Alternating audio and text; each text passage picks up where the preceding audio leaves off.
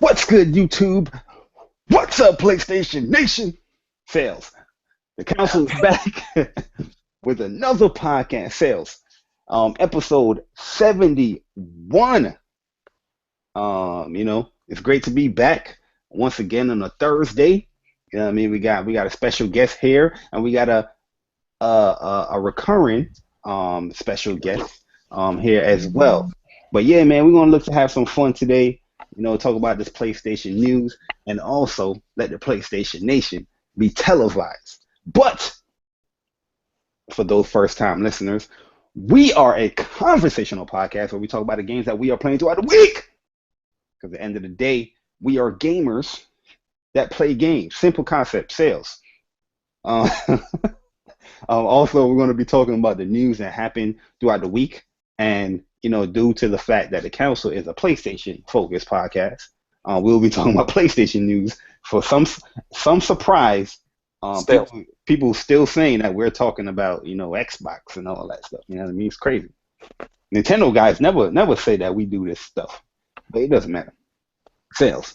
But also, we have a set topic that we will save till later on to the show, where you guys can always participate in the live chat that we have here. I see a few people in here. Shout out to my man WolfFlow, Frozen Magma.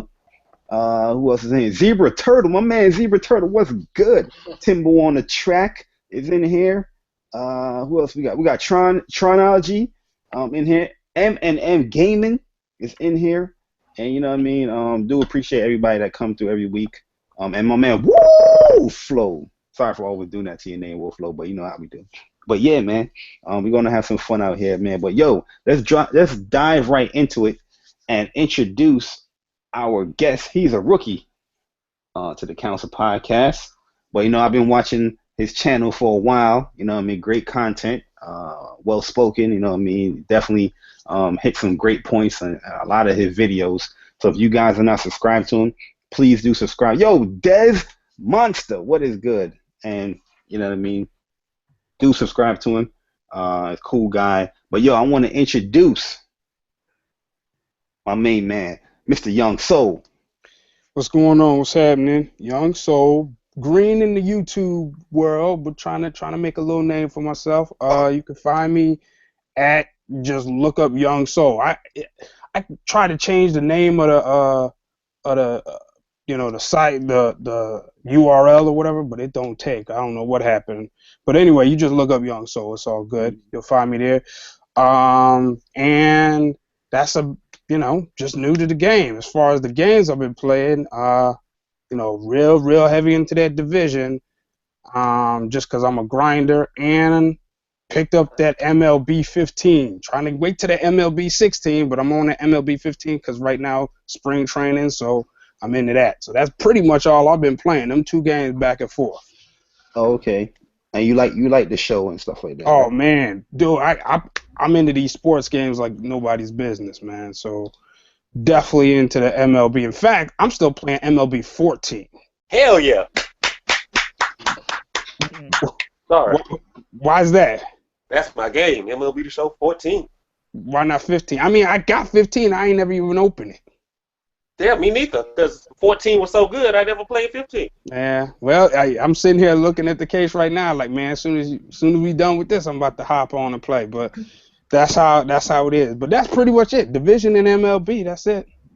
Yo, that's pretty much one game I can say on PlayStation that I don't play. Like, when I was younger, I used to play a lot of sports games and stuff like that, but I never really got into the show. I probably played it like at a friend's house and stuff like that, but I know my friend, he lives in CT. He's addicted to that game, bro. Like, he's always on the show every year, the show. But yeah, a lot of people give it high praise, but I just never really got into it. I don't know, man. I'm the fatigued on baseball in a whole. You know what I mean? Mm-hmm. But I hear good things about it though. But yeah, man, it's good to have you here on the podcast. We will be leaving your link to your channel in the description, so you guys want to check him out. And you're a PlayStation centric channel? Yeah. I'm in PlayStation. I mean, I got an Xbox, So, I want those games. But PlayStation, I don't know. Just real quick, I'm more into role playing, action, adventure.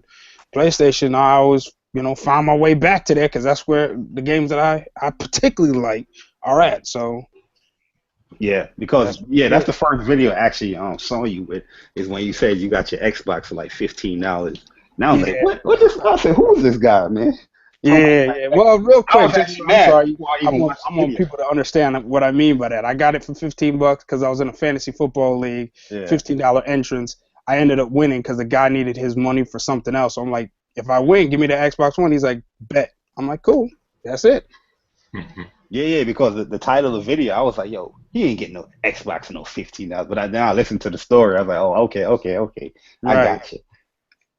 But yeah, man, it's cool having you on here, man. Yeah, man. So we definitely want to let the PlayStation Nation be televised. Don't mind me. I'm a little crazy at times. But, At times. At times. Whoa! Who's that right there? Who is that speaking? In the background right there. No other than the Miss Bella Rise. What's good, Bella? Hey, gamers. Glad to be back. Yeah, you're a veteran here on the show. It's good to have you. I've spent some time on these council streets. Whoa! Deep in the council streets. But yeah, it's good to have you back in here, man. When you're available, you hit me up. I'm like, hey, yeah, good to have Bella. A lot of people do like you when you come on the show too, because you definitely challenge us on our thoughts a lot. You know what I mean? I appreciate that. But yeah, Bella, what games have you been playing? What games haven't I been playing? It's probably a shorter list. No, I've been playing a lot of video games. So obviously, like everybody else, I've been getting right into the Division. At the moment, I'm going level for level on Xbox and the PlayStation version of the game. So as of last night, I was level 10 on the Xbox version. As of this morning, I think I'm just shy of level 13 on the PlayStation version. So I've been putting some serious hours on both consoles when I've had some free time. A bit of GTA Online. I always default back to that. I love that game. Obviously, Fallout 4, I can't get away from it. Like, I'm about 200 hours in, and I just keep getting drawn back in. There's just so much to do. 100% that game yet? No, not yet, and I'm not doing it on purpose because, all right, so there are so many different things that I want to do in that game. So, like, I want to walk out of there with all the bobbleheads, all the magazines, all the side missions. I want to have everything done before I walk out of there. So I'm strategically working my way through each different section of it so that I have everything done. I'm milking that game for everything I can. Yeah. I know Ken going for the platinum. Yeah. I'm almost there. Yeah. I played a little bit of Street Fighter 5, not as much as I'd wanted, but a little bit of Street Fighter 5. I always find myself going back to Blaze Blue more than Street Fighter, probably because Street Fighter is a lot more technical than Blaze Blue, and I need to put in a lot more time practicing that. Yeah. Last night I played. Street Fighter is more punishing. When you press more buttons, you're going to get punished. Oh, absolutely. Like, you need to be a lot more methodical in Street Fighter than Blaze Blue. That's 100%. Last night I finally launched up the Final Fantasy 15 beta, even though I've had it on my console for weeks now. I finally got around to it. Okay. Testify. I am converted. Yo. Can we get an amen? A little bit of IDUB. I always play a little bit of IDUB every week. I love that game. It's a lot of fun. Amplitude. I'm sure you guys are familiar with Amplitude. Yeah. Yo, is IDUB crossplay yet, or did they implement that yet? No, not yet, but they have implemented the 8-player online lobby. So whereas before it used you could have 8 people playing on the one console, but you couldn't have 8 people on multiple consoles in the one lobby. So they have brought that in now. A lot of people can you can really get in there and smash one another with your teams. It's a lot of fun. And wrapping up the list, short stint on Drive Club. Wasn't on there very long this week, but it was on there a little bit. Alright. Okay. We can't go a week on the Council podcast without mentioning Drive Club. I already know. But yo, let me introduce the council members. We got my man, Mr. Waves himself, the boy AR over there. We got that Cali weather today, bruh. What up? What's up, my G? How y'all doing, man? Doing good. Shout out to the guests, man. Shout out to y'all. But what have I been playing? The list is real short because I've been real busy. So I played, got a little bit of my COD in. I got the Division downloading right now, so I've been playing that. And then I've been playing Drive Club and Bloodborne and GTA Online. That's been like the only games I've been playing because I've been kind of busy this week. Man, if you had a busy week, that's good, man. Because gamers that's not even busy ain't play that much games like that. I tried to, man. I tried to. That's what's up, man. That's what's up, man. But yo, that's what's up, man. Division is definitely that game right now. A lot of people is shocked. I don't know why they're shocked, but a lot of people are shocked. That game looked dope. It looked dope. I can't wait to get my hands on it after this podcast, yo. Whoa, relax. Definitely gonna get big. But yo, Digital Falcon, aka Ken Master, sure you can. What is good? Oh man. What's good, boy? What's good, everybody? What's good, everybody in the chat and our guests? What have I been playing? Speaking of Shoryuken, I've been playing at Street Fighter V. Oh. Been having some good fights in there. I made it to like, I don't know, 750 in ranked, which is the highest I've ever been in, like, for Street Fighter. LP? Yeah, the LP, because I'm usually garbage in Street Fighter games. So he's almost been giving himself an aneurysm whilst playing that game. That's how intense he's taking it. Yeah, I got to concentrate a lot in that game, but no, I love it though. I love the tense battles. It's a very technical fighting game. And, I don't know. I see people complaining like, oh, it's kind of casual. Like, whatever. Call it what you want. It's a very fun game, very technical. A lot of people that say Street Fighter is casual, I'm pretty sure you're not seeing gameplay from them. Oh, of course not. Of course not. Heck no. What else have I been playing? Some Fallout 4. Still cranking away at that platinum. What else have I been playing? Rocket League. A lot of Rocket League. Still can't put that game down. Oh yeah, Rocket League. We played heaps of that. Mm-hmm. I forgot about that. That is the new hotness over there in the Xbox land. You know what? That soccer cards. That soccer cards is the bomb. Nah, it's still the hotness on the PlayStation side. It's just that the other new games that's out is getting a lot of shine, but Rocket League still gets a lot of play by me and a lot of guys. It just sucks that it's not crossplay on the Xbox side. Like even to Windows, it's surprising. Yeah, I don't know what's going on with that.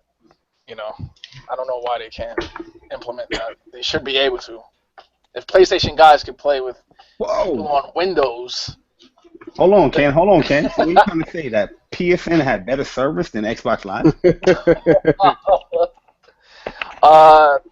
Factually, as far as going down and stuff like that goes, yes, for the past few. Did you just use the word factual? What are you basing those facts on? Please enlighten me. Whoa! Hey, Dylan, do not attack the man. You brought out that word fact.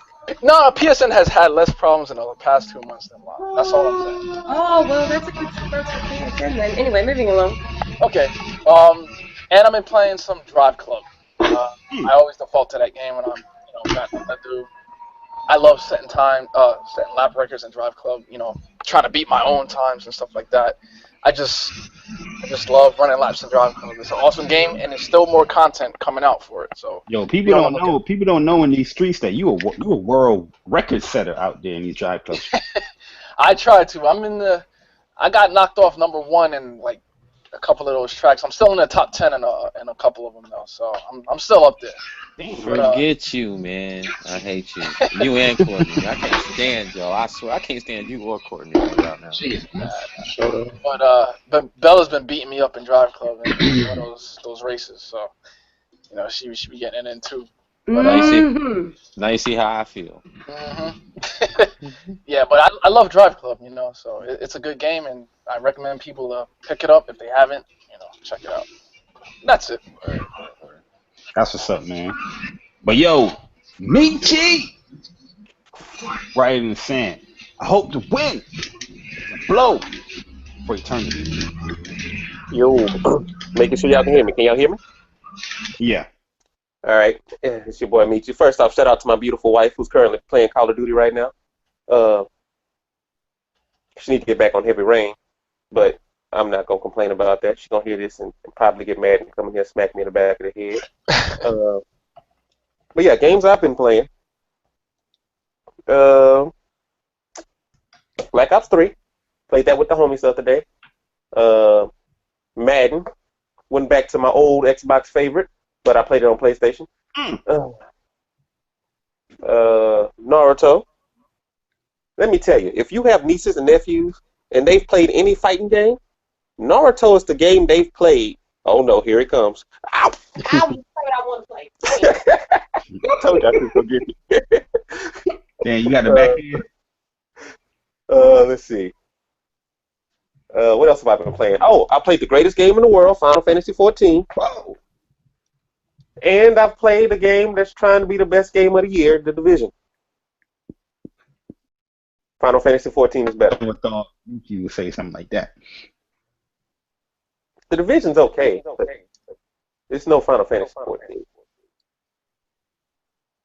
But yeah, that's it. Well, that's just something, man. But yeah, we're going to talk about Naruto a little bit later.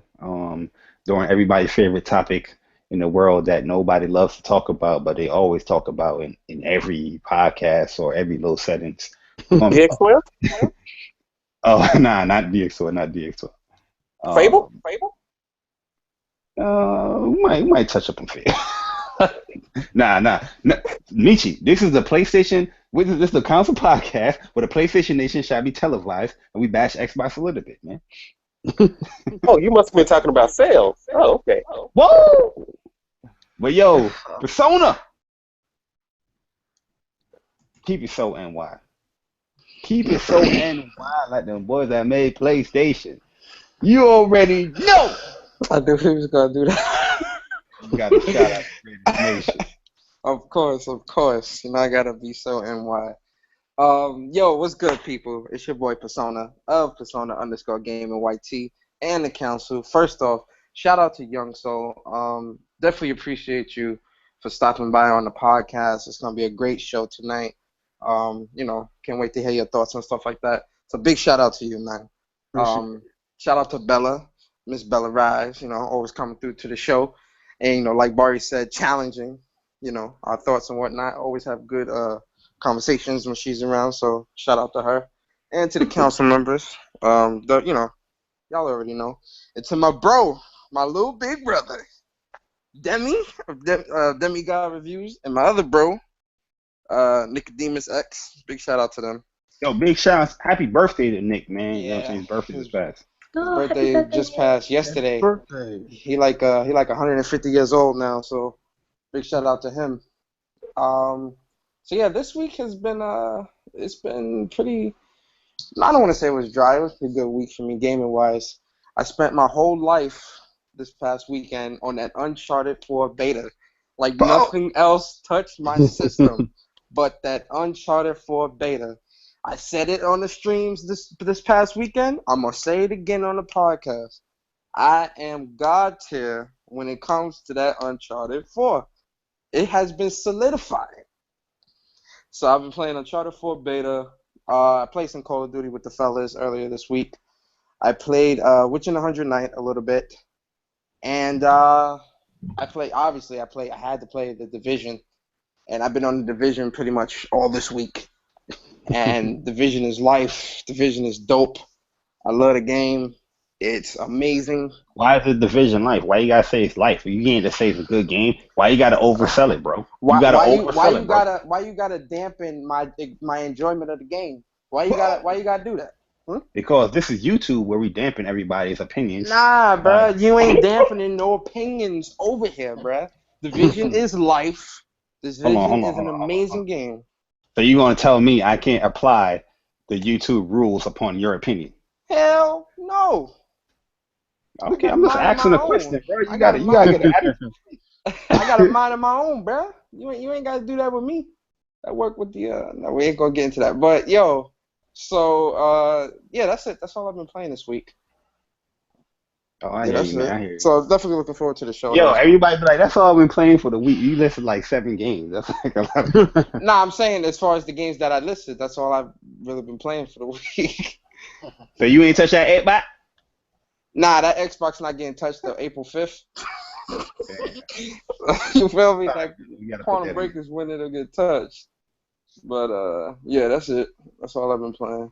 Oh, matter of fact, no, I'm wrong. I also been playing on my Vita.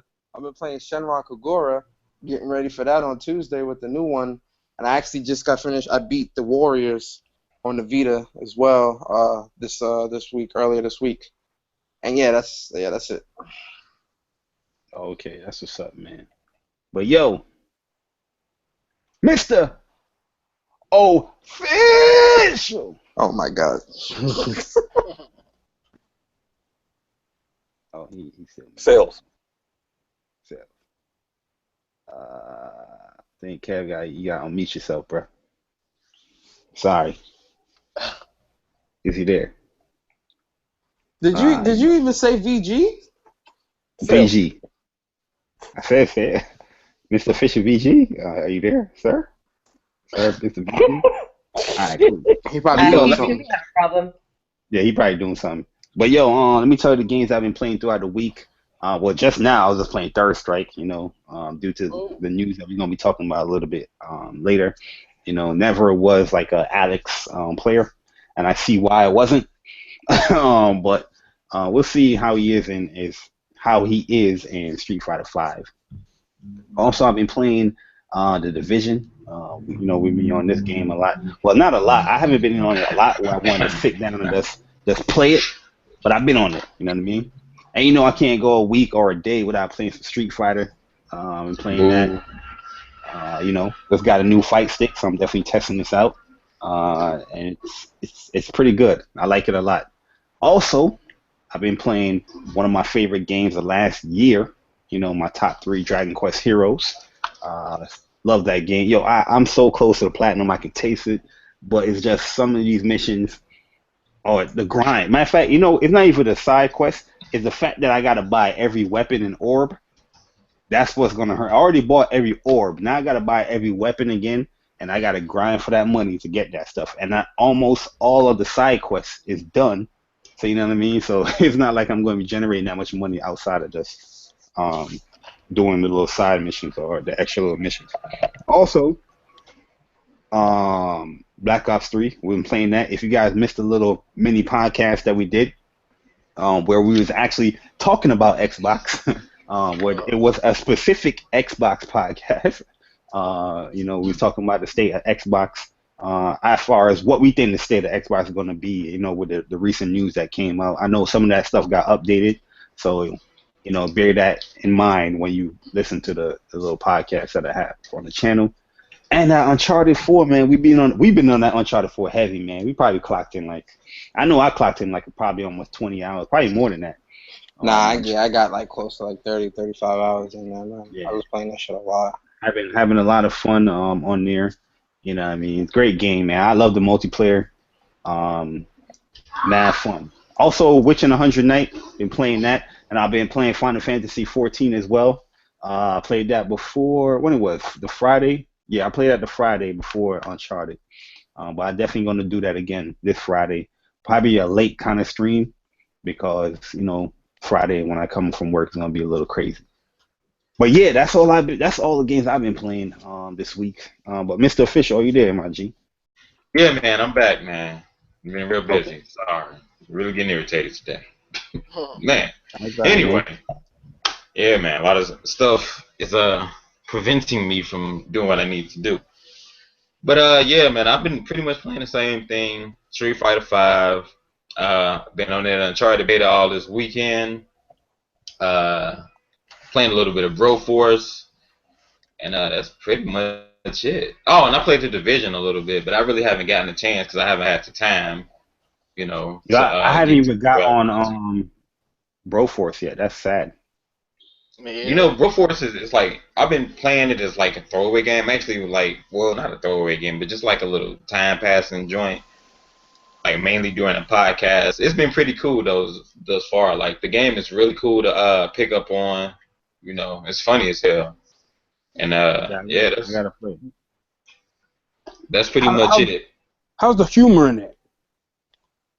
I mean, it's pretty much what you would expect. Like, you know, it's like they got like parodies of like all the action movies between the 80s to really the 90s, 80 through 90s. So you got like a Broforce version of Agent J from Men in Black.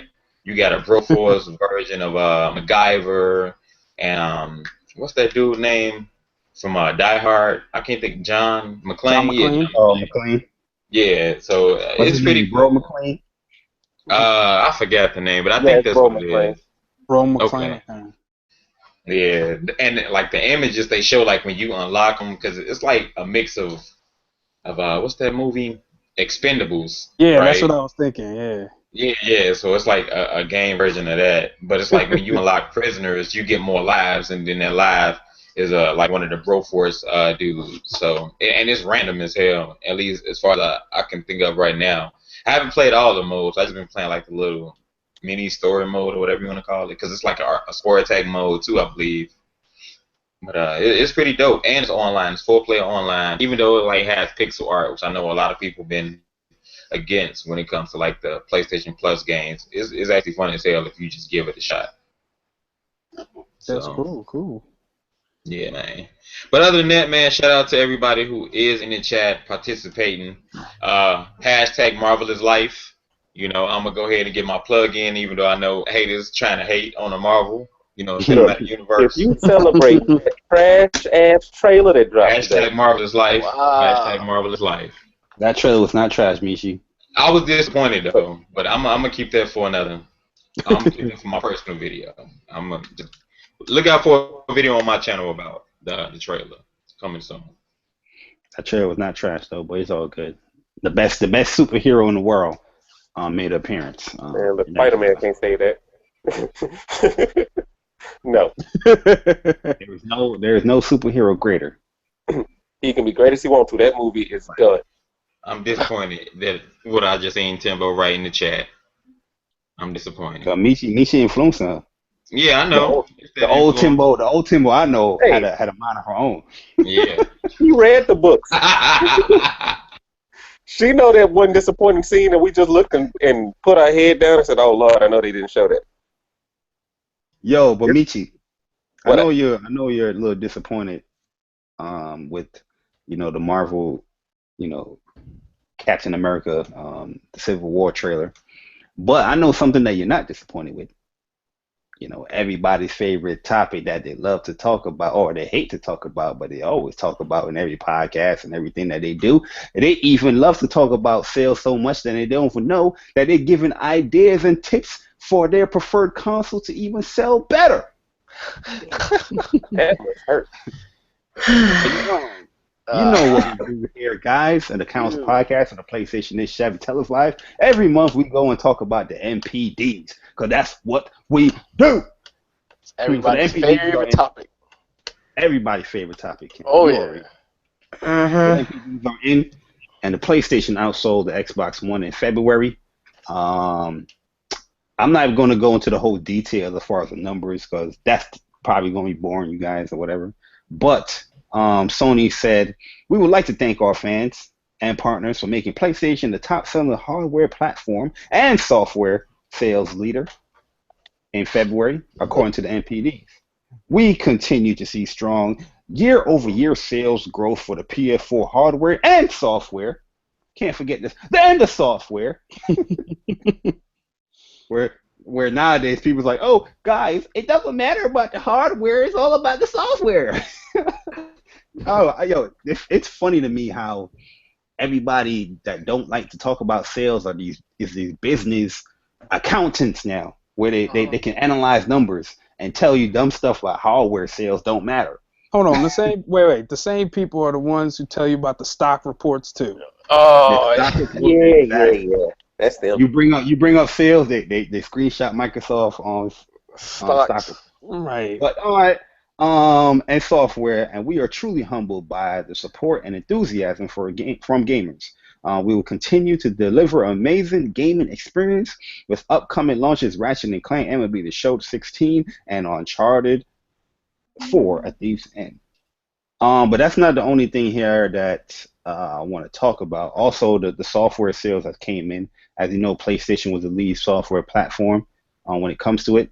But the top-selling games were Far Cry Primal, the game that everybody seemed to bash, but they still bought. Black Ops 3, no surprise here. Grand Theft Auto 5, number 3. How? Damn. I don't know. God. I know it's good, but like, yo, Damn. how many people don't have this game by now? I thought I was like the only person that didn't have this game on PS4 or Well, Xbox. it's the younger version of Gen Y coming up through the ranks. It's crazy, man. Yeah. But there was a recent sale though in February. I think they finally dropped it to like $40 or something like that. Then we have Naruto Shippuden. Did I say that right? Shippuden. Ultimate Ninja Storm 4. That's number 4. Ultimate Ninja Storm 4 was number 4.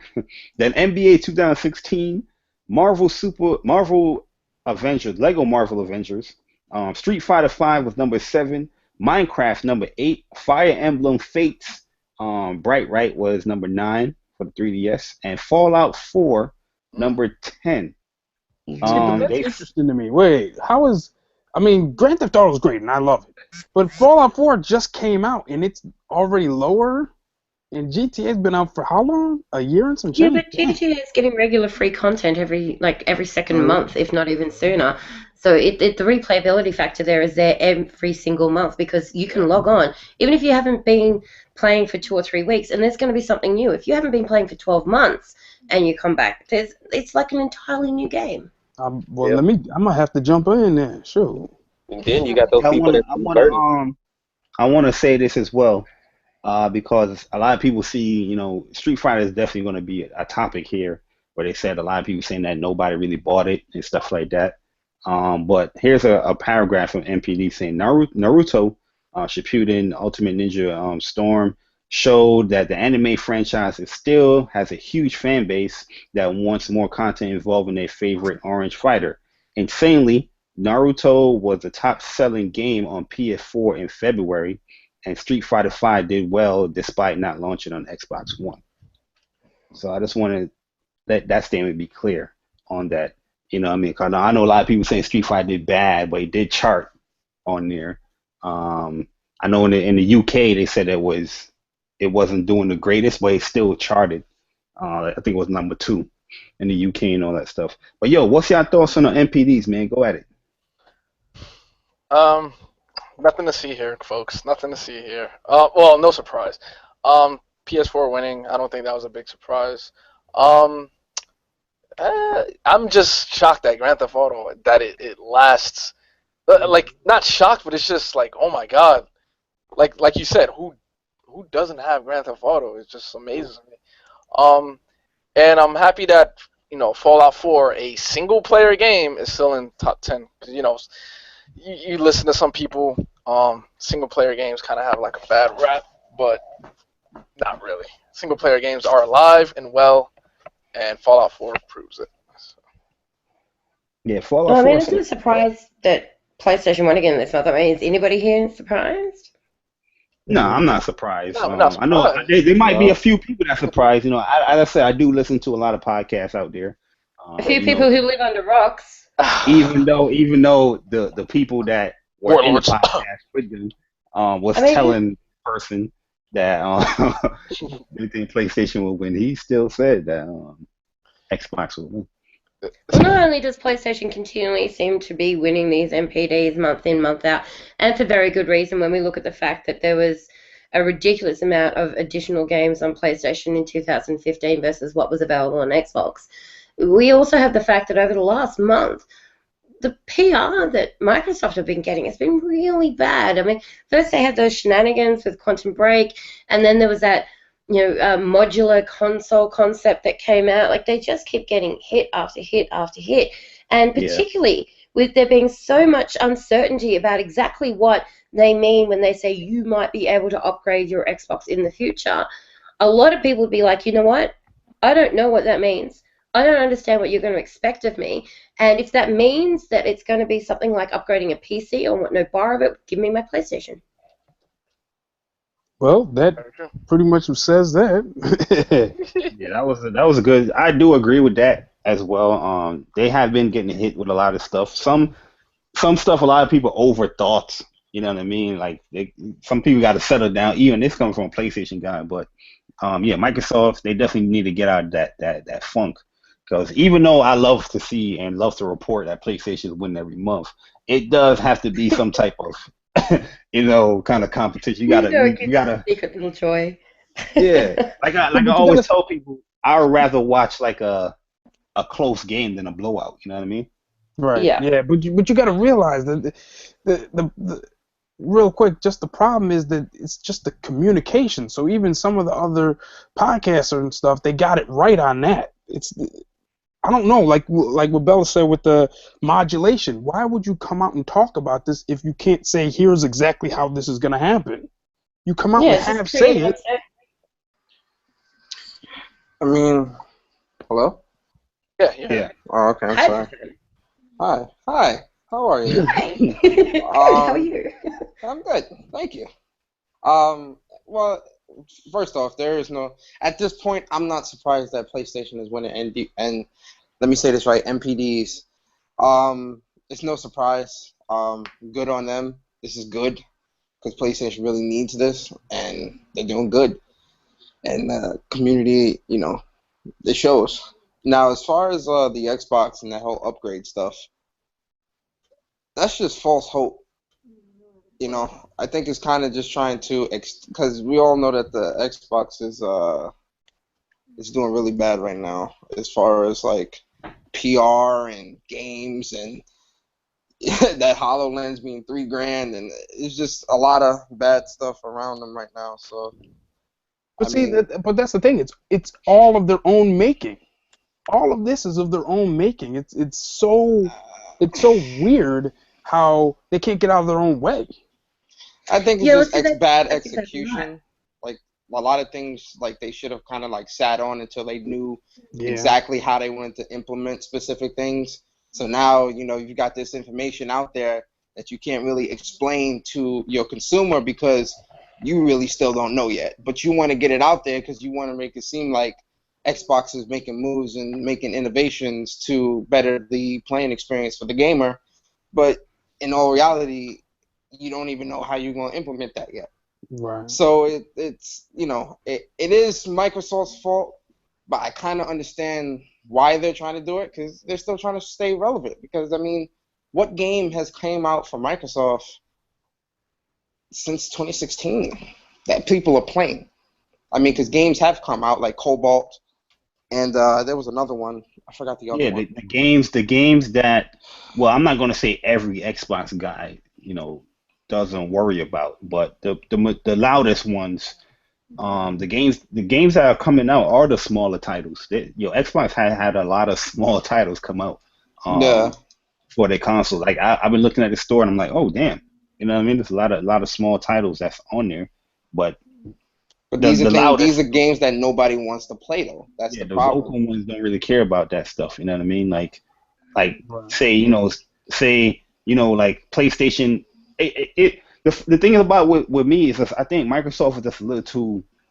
I don't want to say sneaky, but it is kind of sneaky because they don't really promote their stuff like that. Like a lot of these games Well, that came out, those smaller titles, like where's like a blog post or something, stating all those games that was coming out weekly by weekly. You know what I mean? Like PlayStation, a lot of small titles is going to be coming out soon. You know what they did? We're going to be talking about it later as well. They said, oh, here's the store opening whatever thing that they have in the spring for PlayStation, where they list off all the smaller titles, the little mid-range, triple, I'll say not triple, but double A or whatever games that's coming out, like Salt and Sanctuary, Destinies, The Story, Alien Nation. No, that, You know what I mean? right. Those games are getting like individual trailers. They're getting a blog post, all that stuff, but you're not really seeing that from the Xbox side. Is anybody noticing that, or I'm the only one noticing? No, I mean everybody's noticing that, and I think that the main issue at hand here, Persona was almost hitting the nail on the head. There is it comes down to Microsoft's timing with their delivery and their messaging, and they're not doing a very good job of either of those, and they seem to be focusing on the wrong things right now. Whereas if they were focusing on, like what you said, Jabari, making sure that these games were brought to light, and that the average consumer who isn't in social media like all of us are, who know the ins and out of Twitter and talk with developers and stuff like that. Like we know what's going on and when things are coming up. But for the average consumer, they don't. So there really does need to be an individual focus placed on more of these games. And I do know that there is a push coming forward soon. I can't say too much about that, but I know that there is a push coming forward soon that's potentially going to be addressing that. But that's, in my eyes, too little too late. There really should have been a focus on these games a long time ago, particularly when you look at the fact that a lot of games are bought based on achievements. So, as you know, with trophy hunters, achievement hunters, people look at how many, I'm not quite sure what it is on PSN, but how much gamer score am I going to get out of this for this particular game? Can I get 1,000 for it? How many hours is it going to take me? And they will judge it on that kind of thing. And as far as indie games go, indie games are typically quite short, they're typically quite easy, and you still get that full gamer score out of it. So people are going and buying a lot of these indies. But for people outside of achievement hunters, those who aren't perhaps 100% passionate about it, that aren't there on the scene every single day, they don't know these games coming out, because we are launching sometimes between like 5 to 10 new games on the store a week. Now, who's got time to keep up with that on top of all the games that they're playing? It's just not feasible. Nobody's got that kind of time or that kind of commitment. So a lot of these games do get swept under the rug, and they're not getting given the day and the light that they should actually be getting. But back to where this conversation started, which is about the messaging that Microsoft has been putting out. I understand that they're kind of in a difficult position at the moment. They have been criticized on multiple occasions that they don't say anything, and then they come out with these big mic drop moments, and it's like, I know we said that Quantum Break's only going to the Xbox One, but you know what, we're changing it. It's going to PC. So perhaps I think what they were trying to do here with making that, we're thinking about maybe making the Xbox upgradable in the future. They were trying to lay a little bit of pavement so that they had a pathway they could build for us to go along the journey with them, and not get to the end point and then make this big announcement and us get all pissed off about all of a sudden we've got these modular PC, console / Windows 10 boxes. See, but that's the problem, though. They confused everybody, and they made everyone think that they were going to have to buy these standalone CPUs, and they were going to have to buy graphic cards, and in a lot of people's minds, they feel like their Xbox is going to be converted into a PC, which isn't actually the fact, but the way that the messaging came across made it sound exactly like that. Mm-hmm. Yeah, and one thing I can say on both ends, I shouldn't be hearing things like these consoles don't have any games, you know what I mean? Like, there's a lot of games on these consoles, you know what I mean, that people can play. Like, if somebody's picking up a PlayStation 4, an Xbox One right now, you have a lot of games you can play.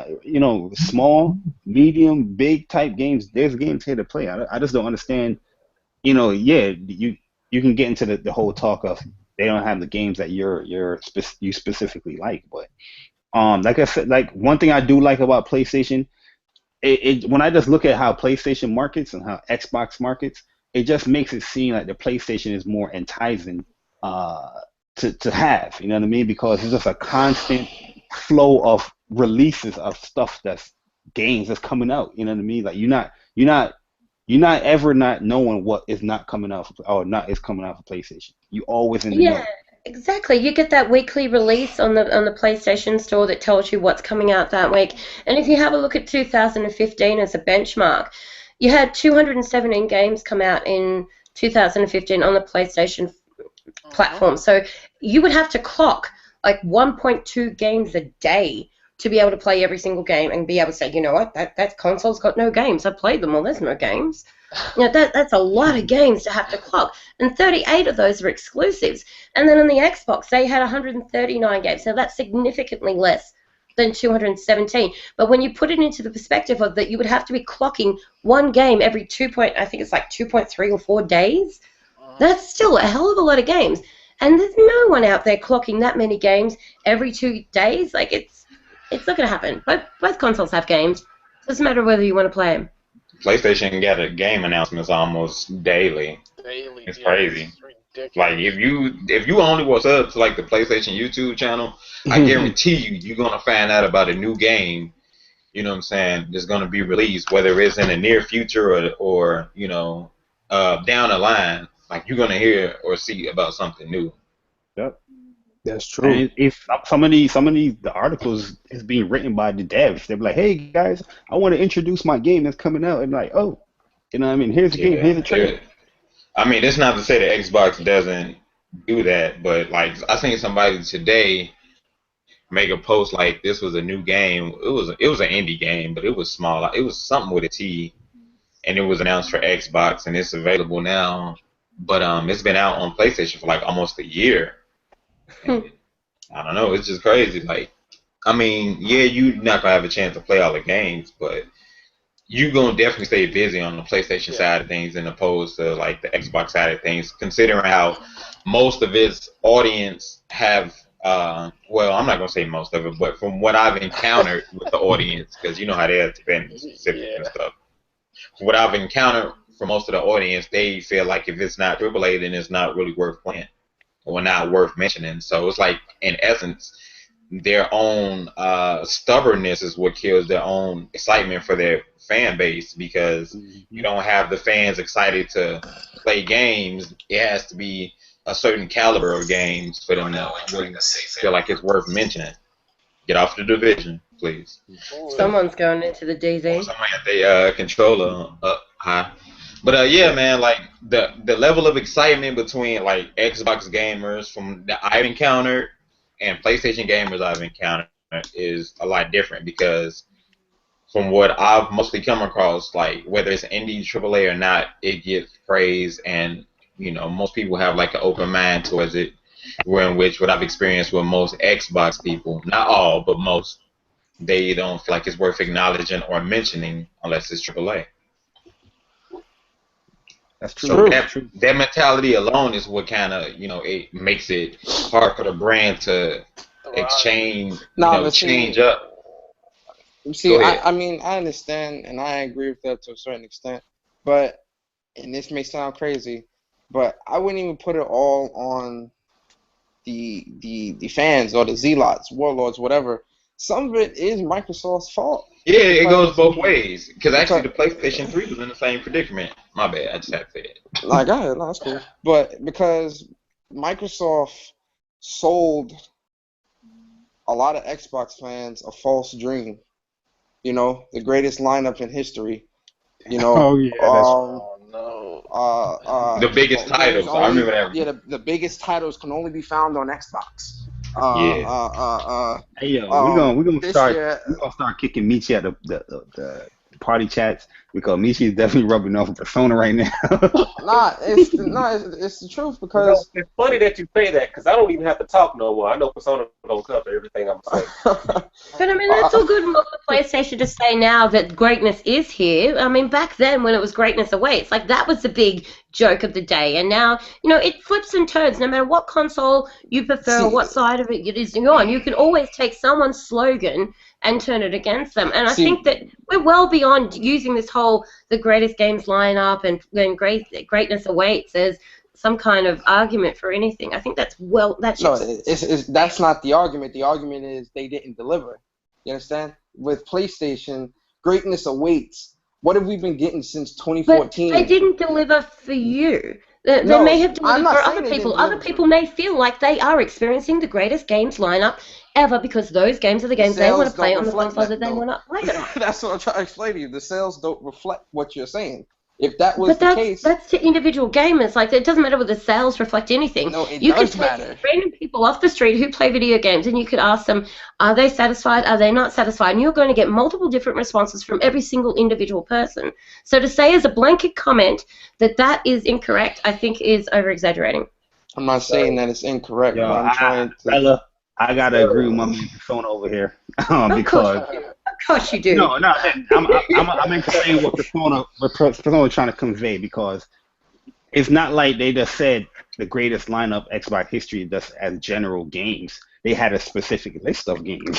That is But the greatest that lineup. doesn't mean that it's incorrect. That may actually be the greatest lineup that Xbox has had. That doesn't mean Some it's of the those greatest games, lineup of games ever for any console. That's just the best that they've done. That that doesn't game, make some that of those, when you incorrect. you got have a when you game, got you when have you a game got that's not games even like coming out.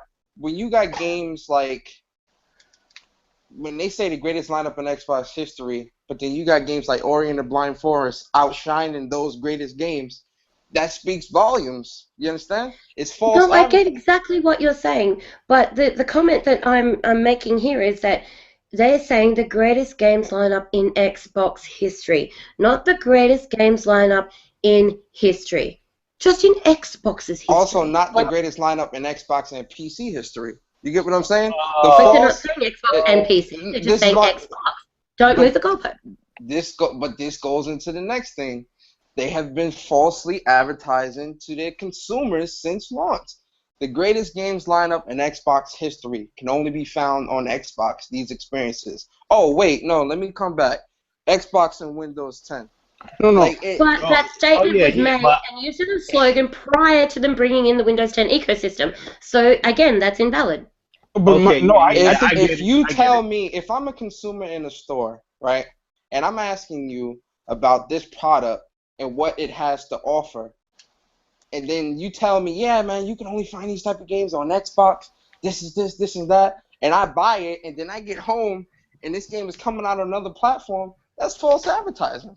Absolutely, that's false advertising, and I 100% agree with you. If you went into a store today and you were told that today, you would be lied to. If you went into a store several months ago, prior to the ecosystem coming out and the announcement of Windows 10 platform and the crossplay and all that kind of stuff, and you were told you could only play this on Xbox, that wouldn't have been a lie then. There's a big difference between when that slogan came out and that was what it was to what it is now. Now, for them to continue to use that slogan, given the evolution of what has happened on that ecosystem, then yeah, that is a lie, and that does actually need to be altered, and you are right in that respect.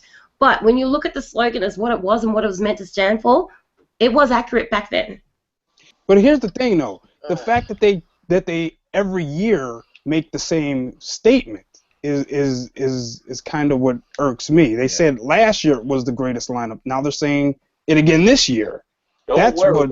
But because it's a tagline for the one platform, which is the Xbox One, not Well, for a okay, year. okay, let's It's go on that. just Even if you count just the Xbox, is it the greatest? Do people really think the games that came out last year are the greatest? The sales don't say so, It's a but that's tagline. me. It's a tagline to sell your system. You know what I mean? Everybody has it, man. I said that in the smaller podcast that we did. You can't really fault them for that. I get where Persona is coming from, and in some sense I agree, but I do agree with Bella as well. It's a tagline that people use to sell their consoles. Everybody has it. PlayStation has it. I don't know if Nintendo have a tagline.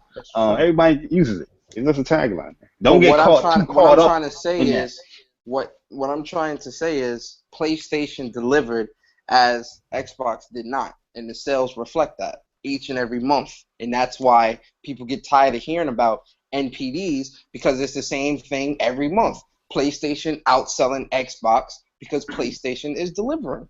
I can't argue with you I on mean, that. that's more to me. That's more subjective because That's not subjective. It's fact. you're gonna Go look at have the NPDs. you're gonna have people question you like, oh, is PlayStation greatness? I don't like the games on PlayStation. They're gonna have that. You know what I mean? So that's part Yes, of the subjective. that part may be subjective, and you know what my answer to that will be? Go look at the sales and tell me if PlayStation is really greatness. The sales say it is. Yeah, but You I know mean, do sales matter to the average Joe who walks in off the street who plays 3 or 4 video games a year? They If may you not buy the matter games, to. Does that mean that he's going to enjoy his experience on his Xbox or his PlayStation any less because apparently the sales say that he's playing on a better we ain't station or talking about the Well, average Joe. We I'd say talking about the zealots. We no, but talking I'd about the say people. yes and no as far as the sales, Bella, for the simple fact that you're right on a meta level, but on a micro level, as far as the likelihood that your friends are playing on one of the two consoles is probably PS4, which then will contribute to your enjoyment if you can play with your friends. And it's you But if you're know, the average Joe that only buys 3 or 4 games a year, are you likely to have a big friends list anyway? that's Who plays well, online on a regular basis? it depends on those games. If they're But COD, a you person that's know, buying 3 or 4 games a year ain't buying the exclusives. He's buying the multiplats. Because right? what That's comes what I'm out saying. every year COD that he's buying? and But that's just an assumption. How do you know? How do any of us know? We're all making assumptions right now. Even I am. Look I'm at this. yo, That's going why off I the say statistics, go back to the going off sales. The sales say it all. This is what I'm of the trying to say. I of just the want to throw my 2 cents in real quick. 'Cause I know we're dragging this on. But yeah. when PlayStation say greatness awaits, what they mean is stuff like The you can Last go ahead Guardian. and buy Xbox One, Oh. and you can get a Grand Theft Auto. But don't worry, you're gonna end up buying Grand Theft Auto again when you get a PS4. So get whatever you're gonna buy. You coming home eventually. Okay. Yeah. Yo, but we're gonna move on. Anybody quick last thoughts because yo, we went into like a debate that trickled into something that trickled. Sorry. I'm sorry. I didn't mean to do that. Yeah, I don't get it sometimes, man. Like, but Sonia and I are shaking hands right now. We're actually good friends. It's okay. Virtual handshake. I do apologize. Yeah, man. But anybody Give you a have hug. any last thoughts on the MPDs before we move on? Nope. Nope. I said my piece. Well, speaking about one of the games that's on the MPDs, you know, a lot of people were shocked, like, oh, Street Fighter is only number 7. It failed. It failed. But yet, you know, if you were a person that bought Street Fighter, people would tell you that you're a fool or you're an idiot because you bought a unfinished game. You know what I mean? But if you didn't buy it, then you're not a supporter.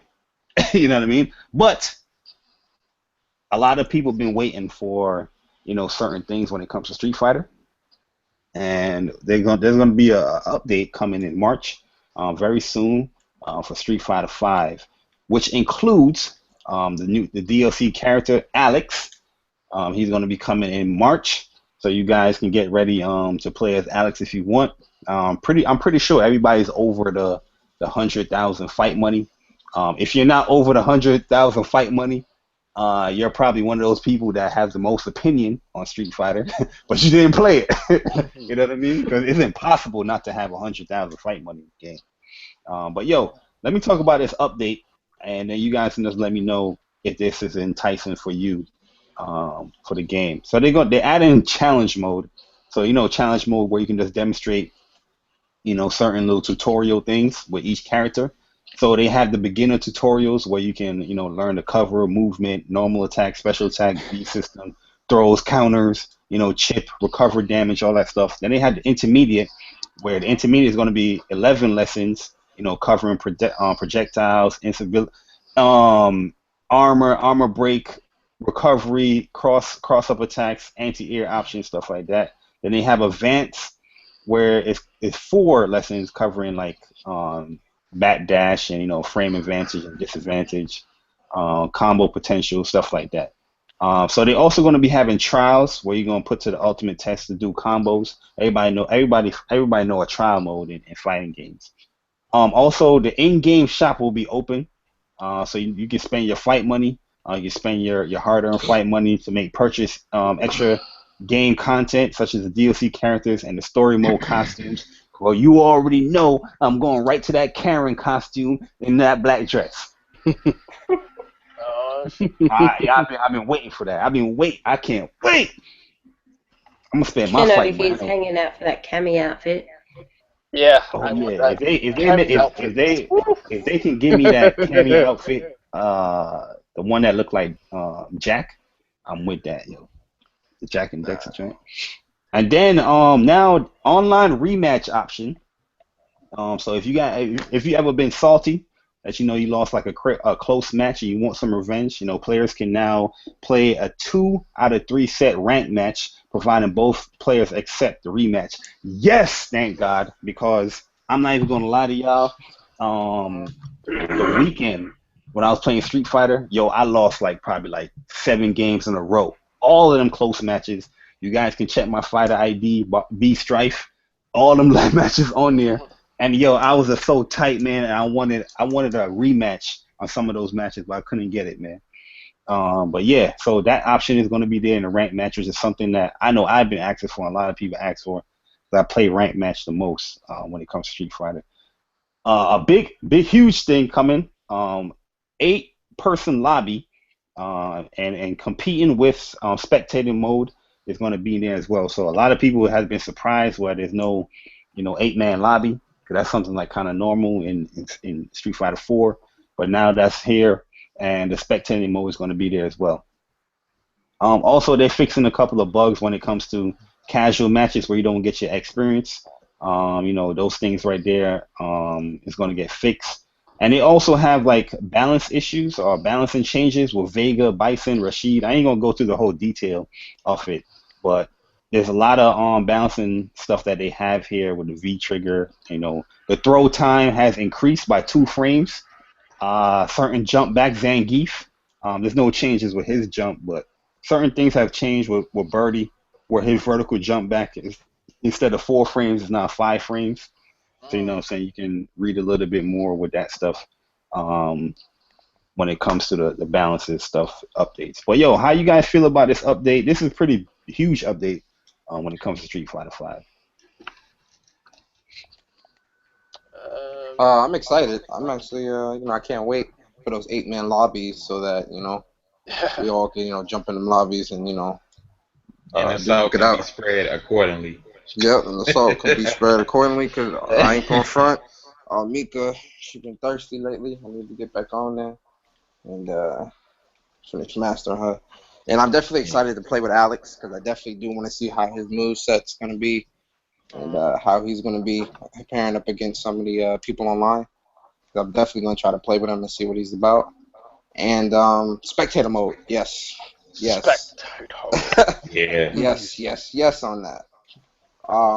And rematch, I share your pain, Barry, because it's been a couple of ranked matches where, I get caught by like a light kick.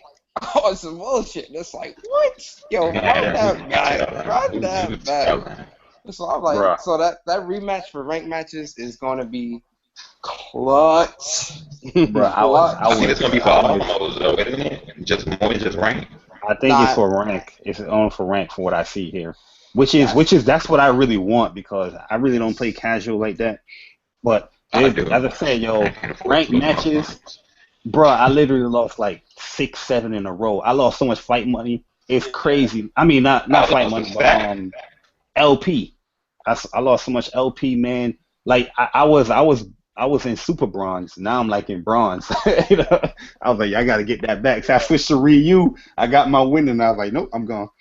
I'm gonna leave. That's the same thing I did. I was the same way. I made it to super bronze and got knocked back down to almost rookie, and I was like, yo. I was mad.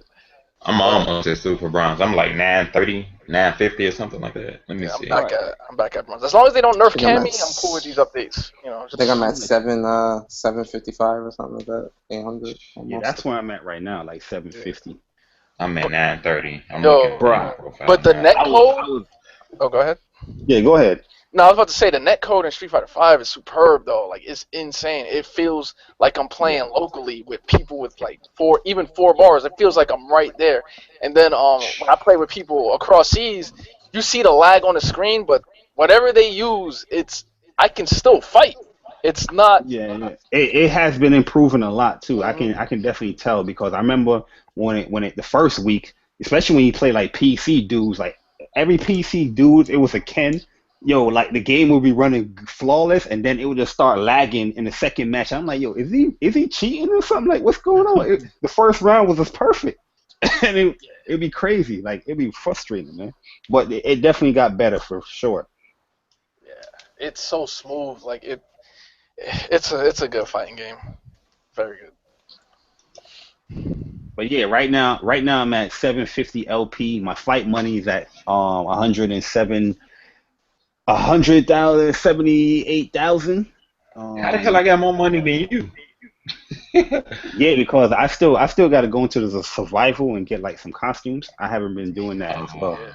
I made it to the final round of Cammy's on hard, and it went down to the wire. I think it was Chun-Li, and I can't beat her. Like I can make it to Chun-Li, but the computer just goes off the wall, and you already beat up by the time you get there. You know. Yeah, I try to go to hell. You know, I got up to like 22, and I was like, damn, I gotta win way more than this. You know, get this. But yeah, it was definitely, the difficulty spikes definitely picks up.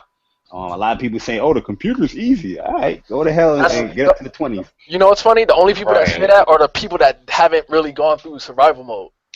Because the computer gets crazy. Like, there's like you can put it on hard or hell, and at the first 2 or 3 fights, the computer's a pushover. They don't do anything. After that, yo, forget it. Yeah, you get into like that 6th fight, and it's like, yo. But yeah, man, a lot of people been telling people to hold back on Street Fighter because they don't have all these modes and all that stuff. So we'll see in March if those people is going to be picking up the game or not. They won't. They probably won't. Yeah. Well, anybody else thoughts on the update? I mean, it's stuff that I think we should have had, but I mean, hey, you know, good things, good for good things. You know, you gotta wait sometimes. So I mean, it's dope. I'm happy. Oh yeah, I definitely agree. Everybody would love it to have the game at launch, you know, with all these stuff there. I don't think nobody is debating that or questioning that. But my whole thing is with Street Fighter is just all these people that's so, especially on YouTube, all these people that's so in tune with these conferences that go on, the PlayStation Experience, you know, Gamescom, Paris Games Week. It was very clear of what's going down with this game. Every time they came out, they explained like this is gonna be a service. Hi everyone, and you know what I mean. They explained like, yo, what's gonna be here at launch? What's gonna be there? And I remember when they told everybody that, hey, here's our plan for each month. And everybody ran with this, the whole thing that the story mode is not going to be there until June, like the full-fledged story mode. And that was a huge thing. IGN, everybody's ranking. To be fair, they didn't really get the info about the story mode until like January. Well, yeah, the story mode stuff didn't. It came out to like January, which is true. But I'm just saying that it was big news. You know what I mean? So I watch a lot of people on YouTube. They be like, they open in the game like, oh, there's no story. But I'm pretty sure you watch the PlayStation Experience and you watch IGN and GameSpot and all that stuff. You're pretty in tuned on what goes on here. You know what I mean? There's people that probably reported that Street Fighter won't have any story until June, like the full-fledged story mode. Still bought the game and still gave it like a negative flat because it didn't have it, while knowing that it's not going to be there. You know what I mean? That's what I'm talking about. Like, it's just crazy. You know, Barry, people have been wrong since the start because, you know, Street Fighter not supposed to be out until next year. You remember that? Mm-hmm. Yeah, they said like what, 2018 and 2017. Right, 2018, something like that. Yeah. Yeah, because this development cycle for the game has been very fast. It got announced last year. You know what I mean? And they've been pumping it out pretty quick. But I like I said, I'm not trying to justify it or anything. I'm just saying that I was pretty informed on what I'm getting at the launch of the game. But I know a lot of people that say, oh, you should just wait, because the March update, you know what I mean? All those people know about the March update that's complaining. You know what I mean? Telling you to wait. So let's see if they're going to purchase the game when it comes out. I'm kind of on the, you know, if they wanted the game, they would have got it a lot earlier. But I mean, you know, some people do wait. But I mean, the people who really wanted the game already got the game. That's just how I see it. Yeah. But yeah, I mean, we'll definitely see, because March is going to be an update. April is going to be an update. And I think in June is going to be a huge update. So we'll see, man. But anybody thoughts on Street Fighter before we move on? Yes. Capcom needs to stop playing. We getting updates for updates. Like, give us a concrete date when this crap is dropping, man. You know, I'm tired of waiting. Y'all say March. March is gonna be over. I guarantee. I think was Chuck on the podcast. I think when we talked about it, but I think he had said that it was shout out to Upchuck and 4K or Upchuck Gaming. He had said it was gonna be the end of the month, and I'm starting to feel like that too. They're gonna wind up dropping that joint like during a weekend of Batman v Superman. Just watch. Yeah, it's I'm gonna be salty definitely about end of it. the month. But yeah, man, they need to stop that, like for real. I'm thinking when they say monthly, I really had hopes for it being at the beginning of the month. And Come we on, need you an know that Alex ain't gonna trailer. If happen. y'all finna, yeah, I know, right? If y'all gonna say all of this and give us these screenshots, how about giving us an actual trailer for Alex instead of screenshots, bro? Come on now. Yeah, I'm surprised that we didn't get a trailer. Yeah, but other than that, that's all I got to say about Street Fighter. Please go away, cat. Thank you. Damn, I'm looking at my joint, yo. I definitely lost a lot. Look at this: 1, 2, 3, 4, You can't see your screen 5, bar. 6, Yeah, man. 7, But I ain't gonna front. I lost 8, about a G. Okay, 9, 1,000. For you folks who don't 10, understand Chicago slang. 11, 12, 13, 14. 14 losses. Lost all my bread, yo. I don't know what the hell happened. That was all in one Man, I morning. got 200K that went fight money though. I don't see how y'all don't have that much. And My fight money I've been good. playing like on and off. But I've been doing a lot of casual matches too though. I lost a lot of points in rank, so that's really all I've been doing, just casual, getting my bread up there. I'm gonna definitely I check win it out. games in Street Fighter when Ken takes pity on me and lets me win. Damn it, Ken. Nah, I try to go easy. Yo, well, let's talk about VR for a second. Sorry, guys. VR is a huge topic. You know, they're having the conference next week. But I know a lot of news came out where the rumor came out saying that PlayStation VR might cost like $800. But No, I did a Shuhei, video where someone said it was going to be $399. yeah, there's been a lot of rumors going out, but Shuhei came out and said that he was surprised with the Oculus and the HTC Vive price, like that it was that high.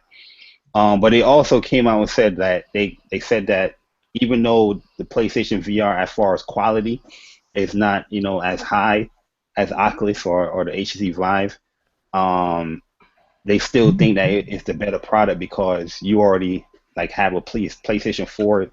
It's easier to get a PlayStation 4 than to buy like a super rig to run this Oculus or this HTC Vive. So they saying that's probably one of the biggest advantages with PlayStation VR. So that rumor kind of got shut down. If he's questioning why is it so high with it. But a dev came out and said that it's going to be shipping up. They said PlayStation VR was shipping in millions, no frame out of sync unlike PC VR, and no judder at all when it comes to PlayStation VR. But any quick thoughts on this stuff, news before we move on? Just wanted to mention this stuff because it is. Yeah, none of this should be surprising because if you look at the actual specs of the hardware of the PSVR, the Rift, and the Vive, the PSVR doesn't have the same specs as the other guys. Those specs are way up there. But the PSVR, it's plug and play. You don't got to worry about what graphics card to have. All you need is a PS4. Just hook it in and go. So none of this should be really news to anybody that reads. But then again, people don't like to read. We already know. No one reads. Oh my People don't God, read. this dude's So stupid. I'm just saying, man. Yeah, it is what it is. Well, No you one gotta, reads anything. We know that. And you gotta, PlayStation VR is veered towards like the 36 million odd PS4 consoles that are out there in the market. It's not veered towards the minority of the population that is able to spend over $1,000 on the PC. I mean, that is targeting to a very small audience versus PSVR that is targeting to over 36 million PS4 consoles as potential buyers of their product. that's true. I tried VR. I loved it. I don't care. That's what I hear from everybody who tried it. Yo, Yeah, it's a unique experience, man. It's really good. Yeah, you definitely want to try it. It's a very unique experience that you really, looking at somebody try it, you can't. It's just like with video games. You can look at a review, but you still really gotta try the game. You feel me? This applies with the VR. You gotta try it because the experience. Everybody's experience is different, and if you go in there with an open mind, you'll be able to make the right decision on whether or not the product is for you. I went in there with an open mind, and Sony could say, look, we're going to need an arm, a leg, and a liver. You can have that, bro. Let me just get that VR. I would You can have compare it. it to What'd you try on there? I tried Battlezone. I tried, which was it? Eve Valkyrie, and that was it. That's all I tried on there. Yeah. Try dope. Battlezones was dope. Yeah, I liked Battlezones a lot. But yeah, man, I think PlayStation VR is gonna be out, man. A lot of people bash it, but I just feel like when people experience it, it definitely changes a lot of opinions with it. I think But what will turn a lot of people away from experiencing it is the price, though. They do definitely need to be real competitive with that price and set that, even though it's exclusive to just one platform. You know, if we got to spend, not saying it's going to be $800, but if people got to spend $800 or X amount of dollars, that will potentially hurt a potential new buyer. Yeah, but I mean, if we look at Uncle Shu's comment about how he was surprised about the pricing of the Rift and the HTC Vive, we're looking at, what, $600 for the Rift and $800 for the Vive? So if he's surprised by that pricing, it means that he doesn't even consider bringing his product out at anywhere near $600. So we're looking at probably around about the $400 mark, which suggests that the rumors of the $399 are real. Yeah, that sounds about right. Because, I mean, like you say, it would be weird for him to come and it's within 100 or even 150 after that kind of statement that he made. Exactly. You're going to say, oh, God, I'm surprised it's so expensive. You're not going to release it at, like the lowest one being $599. You're like, well, we've got it for $579. See, that's all $20. Like that's the kind of statement that suggests a significant margin in price difference. Yeah. Well, or it could just be to get people more enticed with it. I don't know, but I mean, how often does Uncle Shu lie? Like, really? Like, you got to look at him in that regard. Like, he doesn't lie very often. Uncle Shu ain't no lie. Yeah, like he comes out, and that's why he says so little. Right. I don't think he'd go out of his way to say that. We trust. I thought long and hard on what I could compare VR to. Long and hard. Stop being gay. But this is like the perfect comparison for PlayStation VR.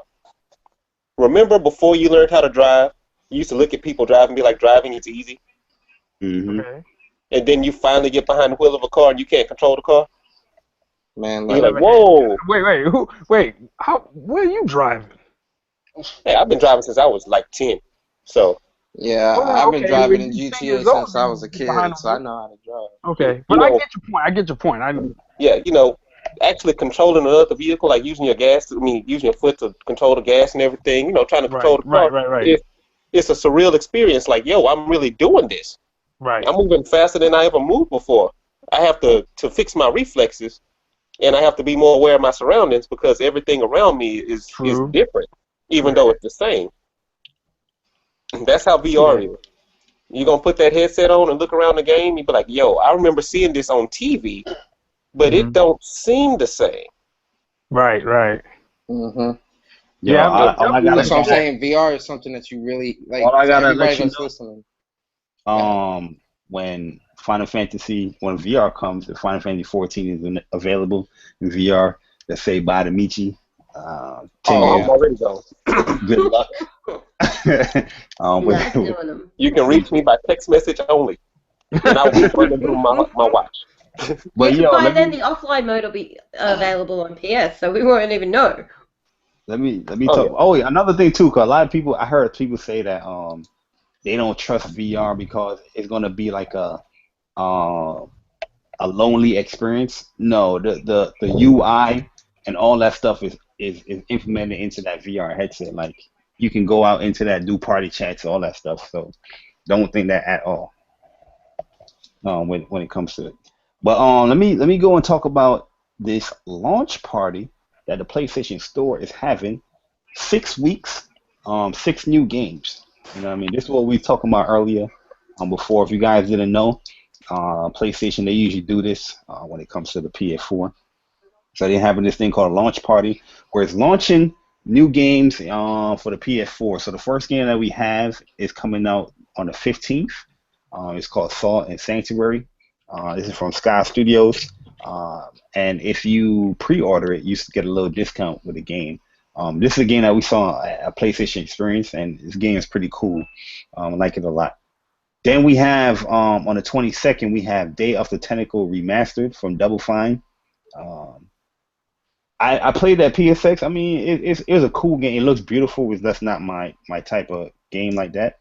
But it's very cool. It reminds me. Well, it is a remaster, but it feels like it's still an old school dated game, but it just looks much cleaner, in my opinion. Then we have on the 5th of April, Enter the Dungeon. Quantum Break is in trouble. From the Devolve for Digital. Oh. Damn. My bad, y'all. My bad. You Savage. wish. Then we have on the 12th, Stories, The Path of Destinies from Superhead Games. This is a game that I'm really anticipating.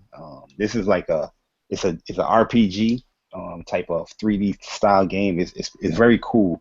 I probably will make a video going into more detail about it, but you'll find out about the game. If you didn't know, probably a link will be in the description. But it's really a cool game. I want to explain more, but I know due to time I can't really do it. And then we have Invisible Ink. That's coming out the 19th of April. And then we have Alien Nation, the game that Uncharted 4 was scared of. Reason for the delay. This is coming out the 26th of April. And I'm hyped. This is probably the biggest game that I'm hyped for. Me and my boy Vic Trillwave, shout out to Vic. We played mad. We played this game a lot on PlayStation. You know what I mean? It's like, we had to constantly come back. I was coming back to this game. Like, I gotta play some more. You know what I mean? But this is cool, man. Housemarque never made a bad game in my opinion. And I'm looking forward to it. But any of these games you guys looking forward to? Any of these games you guys checked out? Yeah, I have picked up Salt and Sanctuary, Stories of Destiny, and Alien Nation. I'm gonna get Alienation, and I'm probably very likely to get Invisible Ink. I'll get that. So I'll get both of those. Yeah, I'm definitely getting on that Alienation. Oh, Alien Nation is dope, man. It's something about Housemarque. They just make these games that's like freaking addictive, yo. You remember Resogun, yo? I was locked in on Resogun. I was like, nah, I'm gonna get this damn platinum. Get that. Then Dead Nation. Dead Nation has had a little issues on PS3, but on PS4, all the frame rate and stuff like that, they got, hammered out. But anybody else thoughts before we move on? Okay, let's move on. Let's go international, guys, because I know a lot of PlayStation guys probably heard about this news and probably are excited about this news because Amazon Japan to begin shipping games internationally asked for me. The games everywhere. I'm everywhere. I ain't never scared. Oh, nah, I ain't gonna do it. But this is huge, man, because Japanese games do come out. A lot of games that I know myself is waiting for. They are out in Japan right now. You can get it shipped to you in the U.S. From Amazon Japan. But yeah, this is big news. Anybody excited? Yeah, the actual physical copy. All right. What's that Yakuza game out there on PS4? Is it Ishin or is it Zero? Matter of fact, they got Kiwami that's out right now. That's the remaster to the first Yakuza, and 6 is coming out I think this summer in Japan. So yeah, and I've seen the gameplay from Court. The remaster looks hella good. Like if you ever play the first Yakuza, definitely a big bump. Like they redid everything in the game. But yeah, also I think Dragon Quest Heroes 2 is coming out soon. I know Attack on Titan is out right now in Japan. So I know a lot of PlayStation dudes is really excited for this type of news right here because some of these games in Japan, you can still play them. You know what I mean? Because they do have some type of, English in there. Some of them, but some of them you don't really need the English. You already know what you're doing with it. But yeah, I just want to let you guys know that. You know what I mean? Yeah, I might pick up Dragon Quest Heroes too. I think I might pick up a physical version of Devil May Cry because I really want that, and I know that's only available in Japan. I'm gonna get Oh yeah, that is right. Yeah. I'm gonna get Dragon Quest Heroes too. I might pick that up. They come out May 27th, I think. Yeah, Dragon Quest Heroes. Yeah, Dragon Quest Heroes 2 is gonna be dope, man. I can't wait for that, yo. The one thing a lot of people asking for, they're like, we got you. Wake me up when Dragon Quest 11 comes out. I ain't messing. Yo, they haven't spoken about it. You gonna sleep for a while, then, brother? Yeah. I don't know. Spoken about it. I can't get into Heroes. Yo, Heroes is my game, man. Yo, I love that game, bro. Great. I love that game. Yeah, I have a review up for that, but definitely one of my favorite games of last year. But let's go into the Final Fantasy 15 news because Final Fantasy 15 game director wants to create an ending that makes you, the gamer, cry. Cool. So he wants the very emotional ending in this Final Fantasy game where you guys spend so many hours and to finish the game is going to end with a sour note and it doesn't move, it get me disappointed. I ain't going to read all that because he's babbling. Well, I think the point was that it doesn't end with a sour note and it doesn't leave you feeling disappointed. The point is that it's going to be such a build-up and the ending is going to be such an emotional climax that it actually makes you cry because of how big a journey you got to there. Yo, speaking of crying, has there ever been a game to make you, the gamer, cry? Confess. These are my confessions. Last of Us. Last of Us. 7, 9, and 14. Life is Strange. Oh, fuck Life is Strange. I agree with YoungSoul. Well, YoungSoul, it didn't make me cry, but definitely gut punched me, yo. But here's the thing. This is just specific to me. When that game came out and I played it, I got just so y'all know, I got twin boys born in 2009, and one of my boys had to go to the hospital for bronchitis. And then that's when the game came out. So I'm at the crib playing. I'm like, oh my gosh. And that just that's the reason why for that particular game it happened right. All of that happened right in the same week. And I was like, I was floored by it. I can say that I haven't had a game emotions made me cry because I was like sad, but I was crying like some happy tears. Kingdom Hearts. The series is definitely one of those, especially 2, Kingdom Hearts 2. Yeah. Definitely one of those. Final Fantasy 10, yo. That's an ending, right? Yeah, that's an ending, bro. The game that made me cry, alright, Final Fantasy 7, the infamous scene with Aerith and everything. That made me well up. But what made me cry, I don't know if this counts or not, but was the end to Advent Children. When Cloud was about to walk out the church, he was looking at the front door to church, and only he was able to see Aerith. And then you saw Aerith just turn around and just walk out. Yo, that shit. Yeah. That's like a happy cry to me. That was a happy cry. A sad cry is that good ending to Infamous 2. That Infamous 2 ending, when you did the good part, that shit hurt. Finish Final Fantasy 7. Final Fantasy 7, y'all think that's the happy go ending. That's not a happy ending. That wasn't a happy ending. The world pretty much got. That's not a happy ending, bro. You know what I mean? You played as this character for this whole time, and it's just like, all right, my man. He wasn't himself. Nobody get walled up over Ori and the Blind Forest. The beginning of touch Ori that was game. Anybody play that?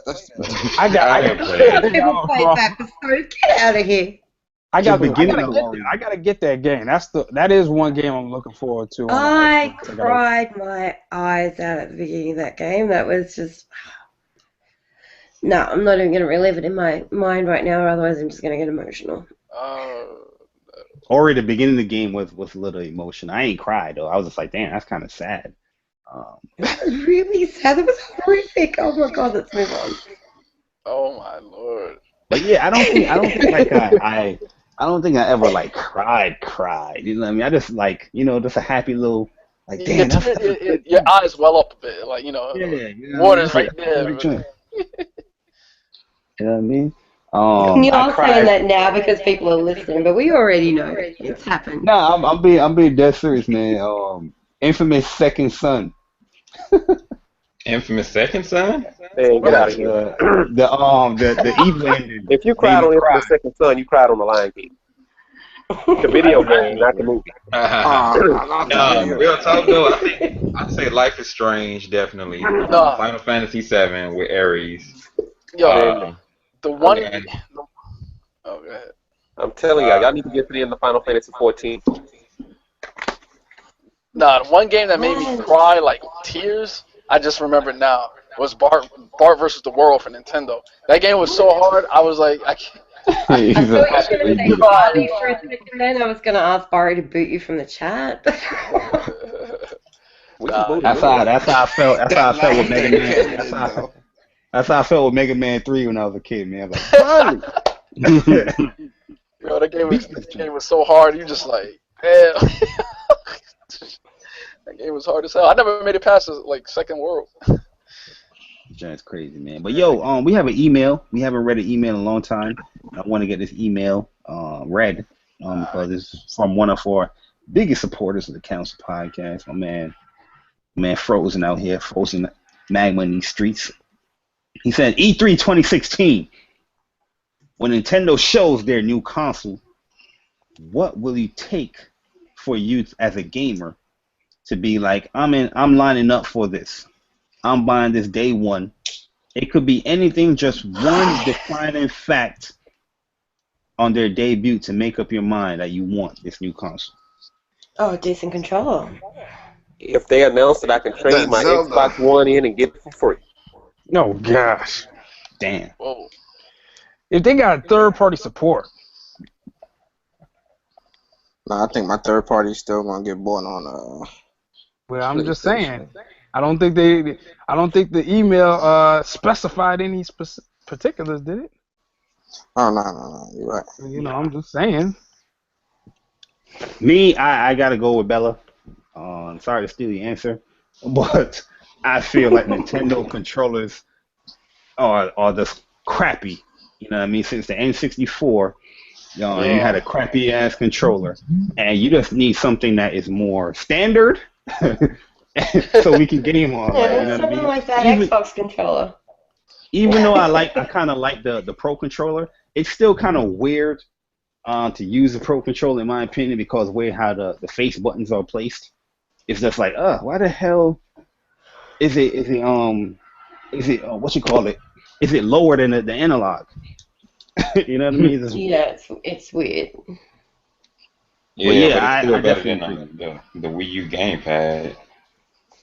Yeah, the Wii U gamepad I can't use. I give that to my nieces when they want to play. I'm like, yeah, use the gamepad. Yeah, same here. They love it though. They love it. But yeah, anybody else? I mean, the games might be nice. I mean, that's all I can. I need to hear some. I need to hear some more information about it. I mean, it's been real bland. I mean, they ain't really said. Nah, he's saying what is something that would get you to buy their next console. I mean, they have to just deliver their games, man. Just do what Nintendo do. Just deliver your games, some dope games that they be having, for their particular audience. I mean, that's. It'd be nice to see them pick up COD again. I know that they lost that in the last couple of years. It'd be nice to see them pick up some of those multiplats again. That would definitely draw people back in. That third party. For me, it's got to be the controller. You stop I need a controller that can work, because I like, you know, Nintendo's offerings, but controllers, you know, like Yeah, if your Mario controller Bell is said, yeah, your controller is poop chips, you know what I'm can't saying? do it. Can't do it. I say it got to be the controller. The network needs to be a little bit more up to date, Yeah. because when you True. on the Wii U, like, yeah, you got the network area, but I don't know, they don't have voice messages that you can send. They missed out on a lot of voice chat for the games, and just like, remember when everybody, well, most of us who still kept our Wii U's, when we used to play Mario Kart, and like we had to do voice chat through the PlayStation, and for real, that's Yeah. how we played. Cheese, we was in voice chat on a PS4, Oh and yeah, I we was remember pretty those much days. gaming. You know what I'm saying, online via whatever source we had our Wii U's on. So they definitely got to make it to where they got like some type of standardized party chat. Uh, and the way the PlayStation is brought in this generation, they definitely need to support some type of in-game DVR, to where in which we can record our stuff and share it to social networks. You know, I'm not gonna front, like Yeah. PlayStation made me kind of spoiled with that. They ain't doing For that. them to do that, they need to drop that 40% royalty that you have on any footage that you upload. That just Exactly. deters anybody from even bothering. I forgot about that. You're right Oh about that. yeah, Yeah, they're that not doing that. the Nintendo program or something, right? Yep. Mm-hmm. Yeah, You well, know that what? You may be know a what? discussion. You know what? It also, like, a controller is probably my biggest thing. Like Yeah. Nintendo, I mean, I would like to, like, a kind of like a achievement trophy type of system with it, but I'm not really a heckler for that stuff. You know what? But I need them to have a Pokemon game on this NX. You know what I mean? Everybody wanted. I like Zelda too. I like Zelda, but you gotta. I mean, we gotta talk to Game Freaks, and yo, if you wanted to push this console, you Nintendo went gotta on have the record Pokemon about in there. that. They've gone on record about that, saying they want to keep Pokemon mobile. You know, because people want a new stadium, you know, or a full big retail, not retail, but a big like Pokemon game on a console. But Game Freaks, you know, they being stingy about it. They're, you know, You know, Well, I think Ken kind of hit it on the nose a little bit. Just Nintendo to start listening to their fan base. I think that's really what the issue is. They don't listen to their fan base. I think Nintendo does listen to their fan base. They listen to their biggest fan base, which isn't us. No, that's right. It's kids, it's families, it's people who want to play games like It's, it's Mario and people in stuff like that. Japan They as don't want to well. be playing the Call of Duty. Like the Japanese people in general just play on handhelds more than they play on console. I mhm. don't think they're getting half of what they could get with a console. I mean, Yeah, but with a handheld. what would prevent them from putting it on a home console? Why they can still play that? It's a decision that they have. They don't want it there. At least as of what, 2 or 3 years ago when I read that. Like, Yeah, but they under new management now, ain't that? well, now they are. So They yeah. got it? Well, no, I I don't think think Game we, Freak I don't said think that. we know. Game I don't Freak think said we that. know what Nintendo needs, man. To be honest with you, Nintendo is just like they built themselves up into this, confusing state where even some of the fans don't know what they need to get this joint But going, because they have games. They have some great games on there. I love Bayonetta 2. I thought Bayonetta 2 was amazing. I was just about to say that Nintendo has the games. They have some of the highest rated games. You know, we know Nintendo makes great games. They need a third party. They need to keep coming out with games. You can't have these long times without games in between. That's the problem. Yeah, I think that the issue too. with Nintendo though is the headspace that everybody is in when they think about Nintendo. When a lot of people, not just us, but when a lot of people in general think about Nintendo, they think about a very child, family orientated based console. They don't think of it the way you would look at your PlayStation 4 or your Xbox One. They think of that as being more for non-skill based, child based, family interactive gaming time. Not something you would sit down and play your average Call of Duty or The Division or those kind of games on. So a lot of people dismiss it as being something that they would want to have in their entertainment system straight off the cuff because of that. And I believe that that's where the NX is going to break down those barriers, because I think that they're going to start making us see that it's not just in that niche, which they've literally put themselves into. And yeah, that's where they're going to come back from. Right, with the third party. It all goes around the third party. If they can get the third party support, then, because you're right, everybody's right. Everybody's right. Well, the only thing I would say is the controller doesn't have to do with the third party. That's a separate issue. But everything else goes around this third party. You bring the third party in, they make some of the best first party exclusives as far as the ratings, as far as how much people like the games. It's there. But if you go Wii U only this generation, you are sitting there waiting for the next exclusive. But if Yeah, you can but get that, will those people You waiting multi-plats in almost there, half a year for an exclusive at that. will people convert over to buying third party games on Nintendo? I think they yeah, need to get. I think yes. this is what I think. I don't think they really need a COD or anything like that. I think Yeah. they need a third party as far as to making them like exclusive games. Again, you know what I mean? Even, regardless of what it is, just have something there. Because I don't think anybody's gonna move over there to COD. The COD players No, no, ain't gonna go no, to no, Nintendo. no, no I one don't our know. age. But you're always getting new gamers growing See, up. I think that statement's wrong as well. I think that a lot of the gaming community that are our age are just waiting for an excuse to get back behind Nintendo again. And if they can bring us forward a console that's meant to be as powerful as what it is, that's going to be as graphically beautiful as what it's rumored to be, and are able to harness all these different things that we need as gamers, like a functional controller that doesn't give us carpal tunnel, the third-party games that we know are going to get them the sales. If they can bring us something like that, there are a lot of people out there waiting for an excuse to get back behind Nintendo again. I disagree. You know I why? Because people don't see Nintendo consoles as a primary console.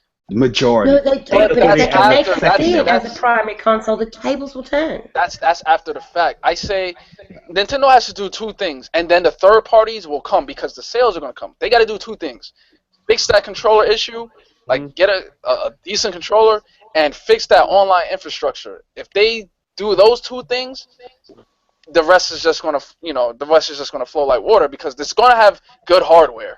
You know, we know that. But see, the problem with Nintendo is they're perpetually behind the eight ball. Just like what in the, you know where the fault is? The fault lies with the Wii. The original Wii is where Nintendo all started to go down as far as the timing. So they come out with the Wii, and it was drastically underpowered, but it hit the right price point, $249 when it came out. I remember Grandma and Grandpa's going out there Yeah. buying it and everything. But what they sacrificed was because they didn't go HD, right? What ended up happening was they lost all those multiplats and everything. So what ended up happening with the Wii U, if you remember their announcement, they started bragging about, well, not bragging, but talking about how they were getting all of the third parties that the other platforms already had, like the Mass Effect 3s and the Batman Arkham Asylum, no, Arkham City or whatever. And what ended up happening is they end up being a half a generation behind. So they're going to come out. So they came out with the Wii U. It was half a generation behind. They're going to come out with the NX. It's going to be a half a generation behind. Because whatever they put out, Microsoft and Sony are going to crack those boxes open and put it through its paces and see what it can and what it can't do. And they're going to go half a generation ahead of that. And they're going to end up being behind the eight ball again. So what Nintendo has to do really is come out with a really, really super unbelievable powerful machine, which is going to cost like $800, which they can't do because it won't sell, or they're going to have to come out with a new console like 2 or 3 years after the NX to catch back up, which is impossible to do too, because then you're back to the Sega Sega Dreamcast, Sega Saturn, all that 3D 32X type stuff. So I don't know how they get out of it. Stagger the launch. They're getting Wait out of the till launch. games. They're That's how any already console in that gets out of stigma, the man. games. They already in that stigma, and they need a Pokemon. They got You know what I mean? Like, no, real talk. yo, A Pokemon Stadium. their focus is heavily on the 3DS because the 3DS is selling better, which a lot of people say sales don't matter. And the reason why it's selling better because the 3DS has one of the best handheld games on that platform, Well, Pokemon. that's true, You know but what I mean? the A problem game that is is exclusive to Nintendo stuff. But the Get that problem on the new is you're console. running out of a finite amount of resource because while the 3DS is doing good, it's still dropping down now as it matures, and it's down by compared to the DS. So the problem is they don't have the next thing that will push them back up. So while the Wii U didn't do as well, the 3DS was able to keep them above board. The problem is with the 3DS now starting to slow down because it's near the sunset of its life cycle. They got to bring something else in. So we'll see what the NX does. As far as the rumors with the what is it, mobile and I don't know how that's supposed to work though. Mobile and home console. Wasn't that the rumor? Or is that no longer the rumor anymore? That's the issue, man. I don't know, man, because it's a confusing message. Just like the Wii U, they wanted to go into the tablet phase where everybody was loving tablets, but it didn't really translate properly on the console space. Now they're trying to do the mobile, the / hybrid console. This is very confusing to the normal consumer. All you gotta, I'm telling you, man, all you gotta do, like I said, have the proper controller and Pokemon, and you're gonna be good. And you're gonna be good. The Pokemon game could look like a Wii game. It's gonna sell a lot. It don't have to have the best assets. It don't have the best graphics. It's gonna sell. It's gonna sell a lot. But I mean, third party, I do agree with you, but I just don't see people just jumping over there. Hey, let's go back to Nintendo third party. Yeah. That stigma has already been set in stone from what, GameCube? Matter of fact, the 64. You know what I mean? Like that's true. The Wii had a lot of third party stuff, but a lot of people didn't buy it or they consider that a shovelware. That was, and you know what I mean? These devs looked at it, was just like, yo, Ubisoft was like, yo, bruh, we out. That was like a big marketing failure. People to this day think the Wii U was an add-on to the Wii. It's bad. That was a train wreck. But they're under new management now, and hopefully Nintendo can get back to, Yeah, we gonna see how Pokken Tournament does. You know what I mean? But the bad thing about Pokken Tournament, what they messed up is that you need like a specific controller to play the game. You know what I mean? We're gonna see how that is. I thought you just needed the Pro controller, right? You don't. You need something else. I think I don't know if you need a Pro. You probably do. You're probably right. But I know I've seen like they had this specific controller. I got to reread the article though. But it was crazy. Like you need like a specific controller to play the game or something. If I'm wrong about that, somebody correct me. But I know I've seen something like that. Damn. But yo, let's go into this topic. Matter of fact, we got plugs. Let me go into these plugs before we go into the topic. The first plug we have here is Digimon.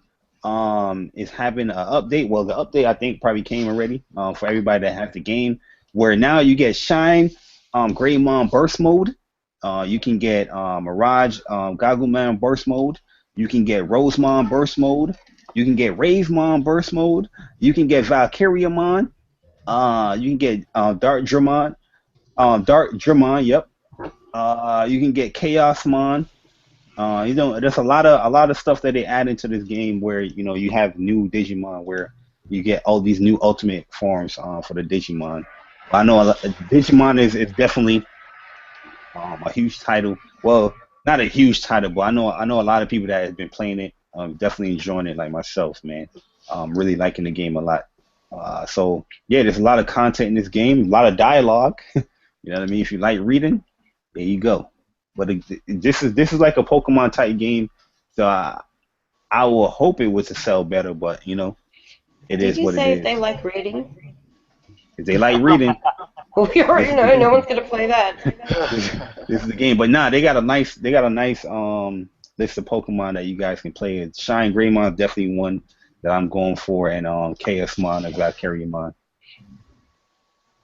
Also, Doom closed beta has been dated. You guys can play the closed beta from March 31st to April 3rd. You'll be running the closed beta, and I just want to let everybody know, because this is the Council Podcast of the PlayStation Nation shall be televised, and we bash Xbox a little bit. You don't need PlayStation Plus to play this beta. It's going to be available to people that don't have PlayStation Plus, like all betas on PlayStation. But you do need Xbox Live. Okay, but wait, hold on. How do you get in the beta in the first place? I think you either Sign up via their pre-order. website. Matter of fact, no. If you purchase Wolfenstein: A New Order, you'll that's be right. able to That's experience it. So I forgot what it was. That's it. Yeah, they finally living it up. So he's gonna have team deathmatch in there, and You can sign up via their website as well. I believe it's like a waiting list for when you know how they always do the second wave that they're like, oh, we're going open. Yeah, so you can sign up via the website as well. they're gonna have two modes: team deathmatch and warpath mode, with two maps: Heat Wave and Infernal. Yeah.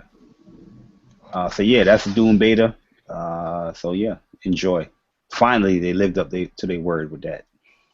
And also, I want to let PlayStation Nation know that you guys can win a $100 gift card from PlayStation, and it's the easiest way to win this gift card is just downloading some free-to-play games. So PlayStation, they're having this little contest where if you download a free-to-play game, you have a chance to win a $100 gift card. There's going to be 50 winners. Each will win $100. Over 50 free games to choose from, and you have up to 10 chances to win.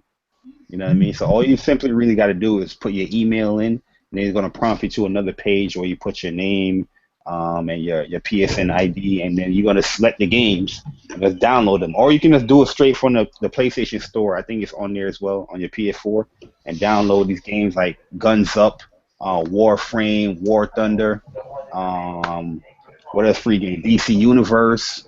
You know, there's a whole bunch of games you can choose from to play, and you can end up winning $100 gift card. Also, Kev, I think you wanted to say something. Yeah.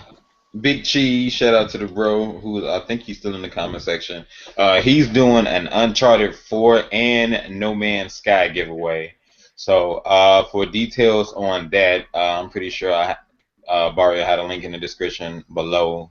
Maybe not right now, but if not, you can check out my last video on my channel or Big Cheese's channel for details about the Uncharted 4 and No Man's Sky giveaway. So yeah, make sure to check that out. Sweet, yeah. Big Cheese definitely doing a giveaway. You get free games, man. Do apply by the rules. You know, you got to be very active in his chats for you to know if you won or not. Yeah, because he announces the winner via the Twitch stream, so you definitely got to be active. Yeah, so don't be one of those dudes that comes to the live stream. Did I win? And leave. Did I win? And leave. Yeah. Well, yeah, I'm also thinking about doing a giveaway, but I don't know which game yet. Probably gonna be Ratchet and Clank, but we'll see. But yo, let's move on to this topic. No, not the Last Guardian. Until we get a date for this year. You know, the Last Guardian. But let's move on to the topic because I think it's gonna be an interesting little topic to go by. It might be some debates in here.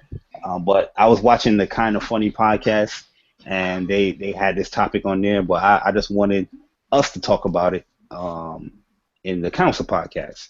So the question was asked, it was like, list 5 games that defines gaming in your personal opinion. You know what I mean? Here we're gonna tweak the rules a little bit.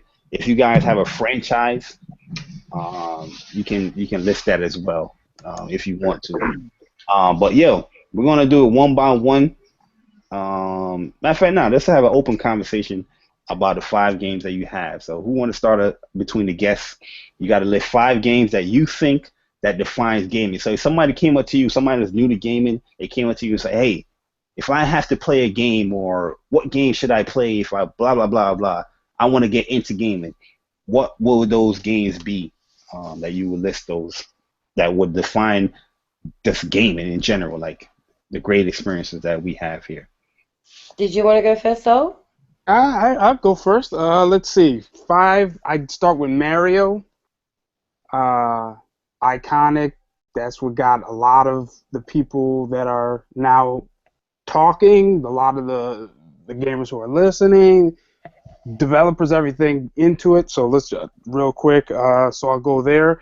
The franchise, I'm gonna have to go with GTA franchise, Fallout franchise, Final Fantasy, obviously, and franchise, and I want to say like a good action adventure. So I'll say Uncharted franchise. So it kind of gets you in different genres, and plus they're all the genres I like too. Fair enough. I feel that. I don't know. So to define what gaming means to me, I guess I need to look at what it means to me right now. Like, as I get older and play different games, my focus changes and different games become more interesting and captivating. Particularly genres, the genres that I'm interested in change. So for me right now, the games that define my gaming experience and what keeps me coming back day after day are games like Fallout 4, Rocket League, more recently The Division, games like BlazBlue, and GTA. But outside of games, though, like one of the main reasons that I enjoy my gaming experience so much is because of the people I spend my time online with and the friendships that I've made throughout it. So I think that that's a really big variable as well. It's not just the games that you play, but the interaction that you're able to play, get out of that gameplay, and the things that you can take away from it and what actually draw you back into it. And it also comes down to, like you were saying, Bori, like if somebody came to me and said, I want to get into gaming, what game should I play? There would be a whole series of questions that I would need to sit down and ask that person about. What kind of games do you think you would like? Is this the kind of genre that would interest you? Are you the kind of person that wants to be able to walk around and collect things? Or do you like hard-paced, reaction, Twitch-based games? So you would need to go through that entire conversation, which would then come up with an entirely new list of 5 games. But for me, what rocks my world in gaming right now are those games that I listed. Whoa. All right. So who's next? Fine, nobody else want to go out. Number 1 on the list, Tecmo Bowl. Oh, wow. Okay. Really? Okay. Damn. Wait. Bo Jackson. Yep. People who played Tecmo Bowl know. I played that. You can play Madden right now and say, oh, Madden hadn't changed. You still do the same thing you did on last year, Madden. But people who played Tecmo Bowl know that no matter what Tecmo Bowl came out, it played the same. It might have had different plays, but it played the same no matter what. No new features, no new interception animations, none of that. New cutscenes, yeah. But gameplay, it was the same throughout. And that blueprint gave us what we get in 2K, because they don't change 2K that much. They don't change Madden that much. They don't change Live that much. They don't change FIFA that much. They don't change none of these games that much. Mega Man. That's going to be my second one.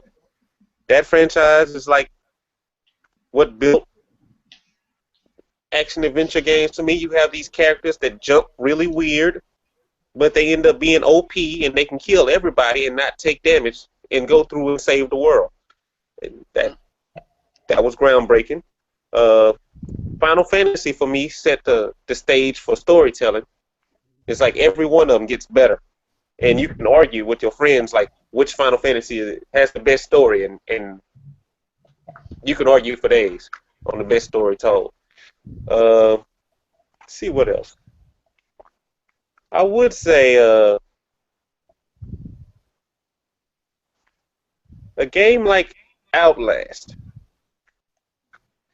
Because for people that want to play horror games, there's horror games, and then there's games like Outlast that legit have people, if you watch them stream, you'd be scared, but you'd be more scared for them because they're the ones playing it. You can leave and come back. They put it on the stream, so they're risking their pride playing this game in front of you.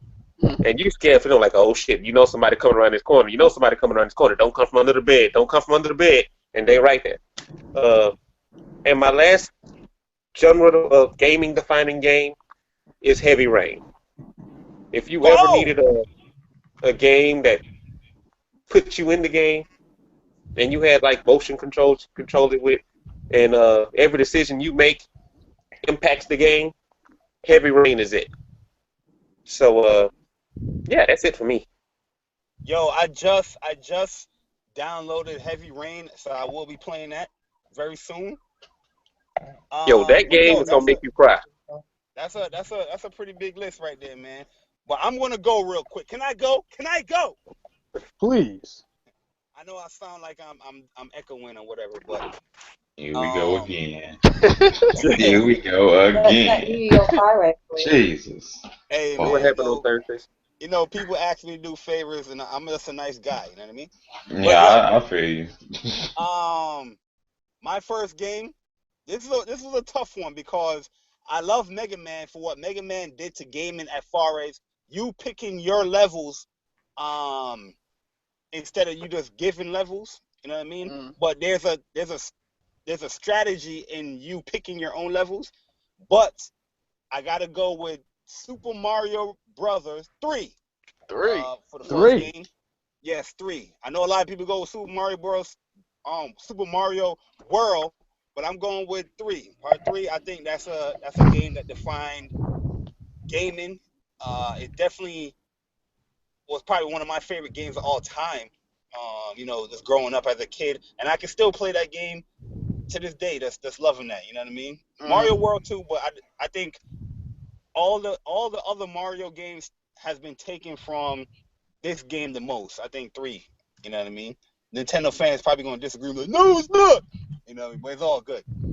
Next game, I agree on Final Fantasy, the series. I definitely agree with everything what Michy said on that. It's just a story that you can play, and then you can argue with your friends or whoever of which one you think is the best one, because you know what I mean. And some you might get the same answers, but it's definitely going to be a lot of different answers there. As far as, and a lot of good debates when you go into which story is your favorite and stuff like that. Metal Gear Solid 1. Okay.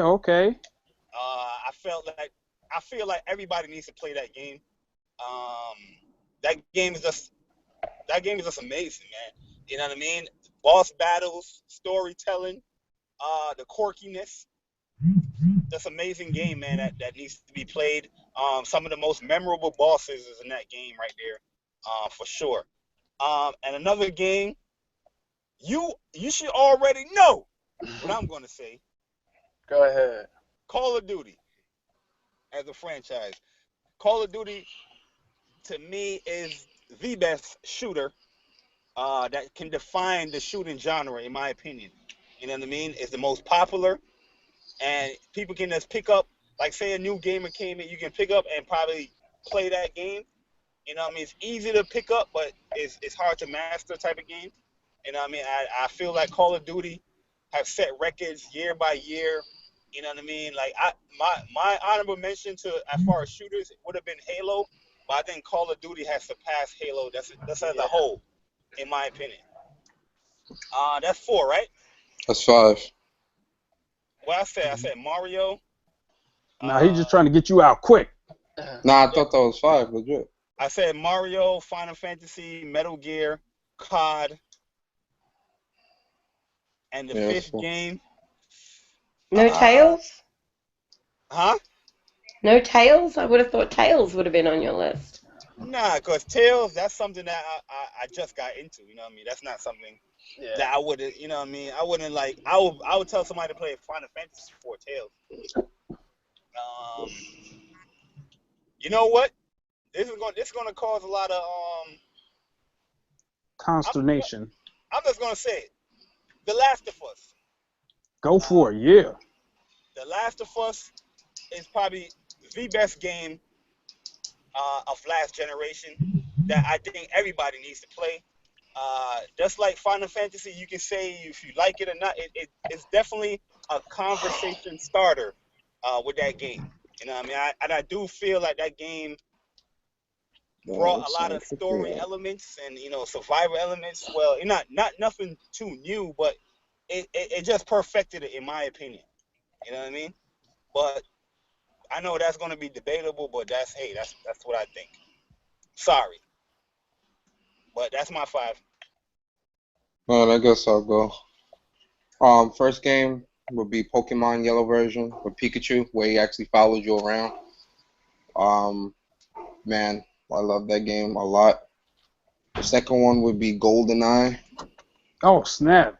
Because, yo, I've had sleepless nights. I've had fights with my cousins and brothers and sisters and my uncles and shit about that game.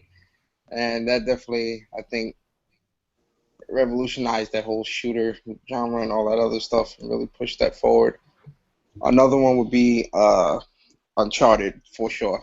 I'm gonna do Uncharted and Last of Us in one just because they kind of come from the same developer. So I'm gonna do Uncharted and Last of Us.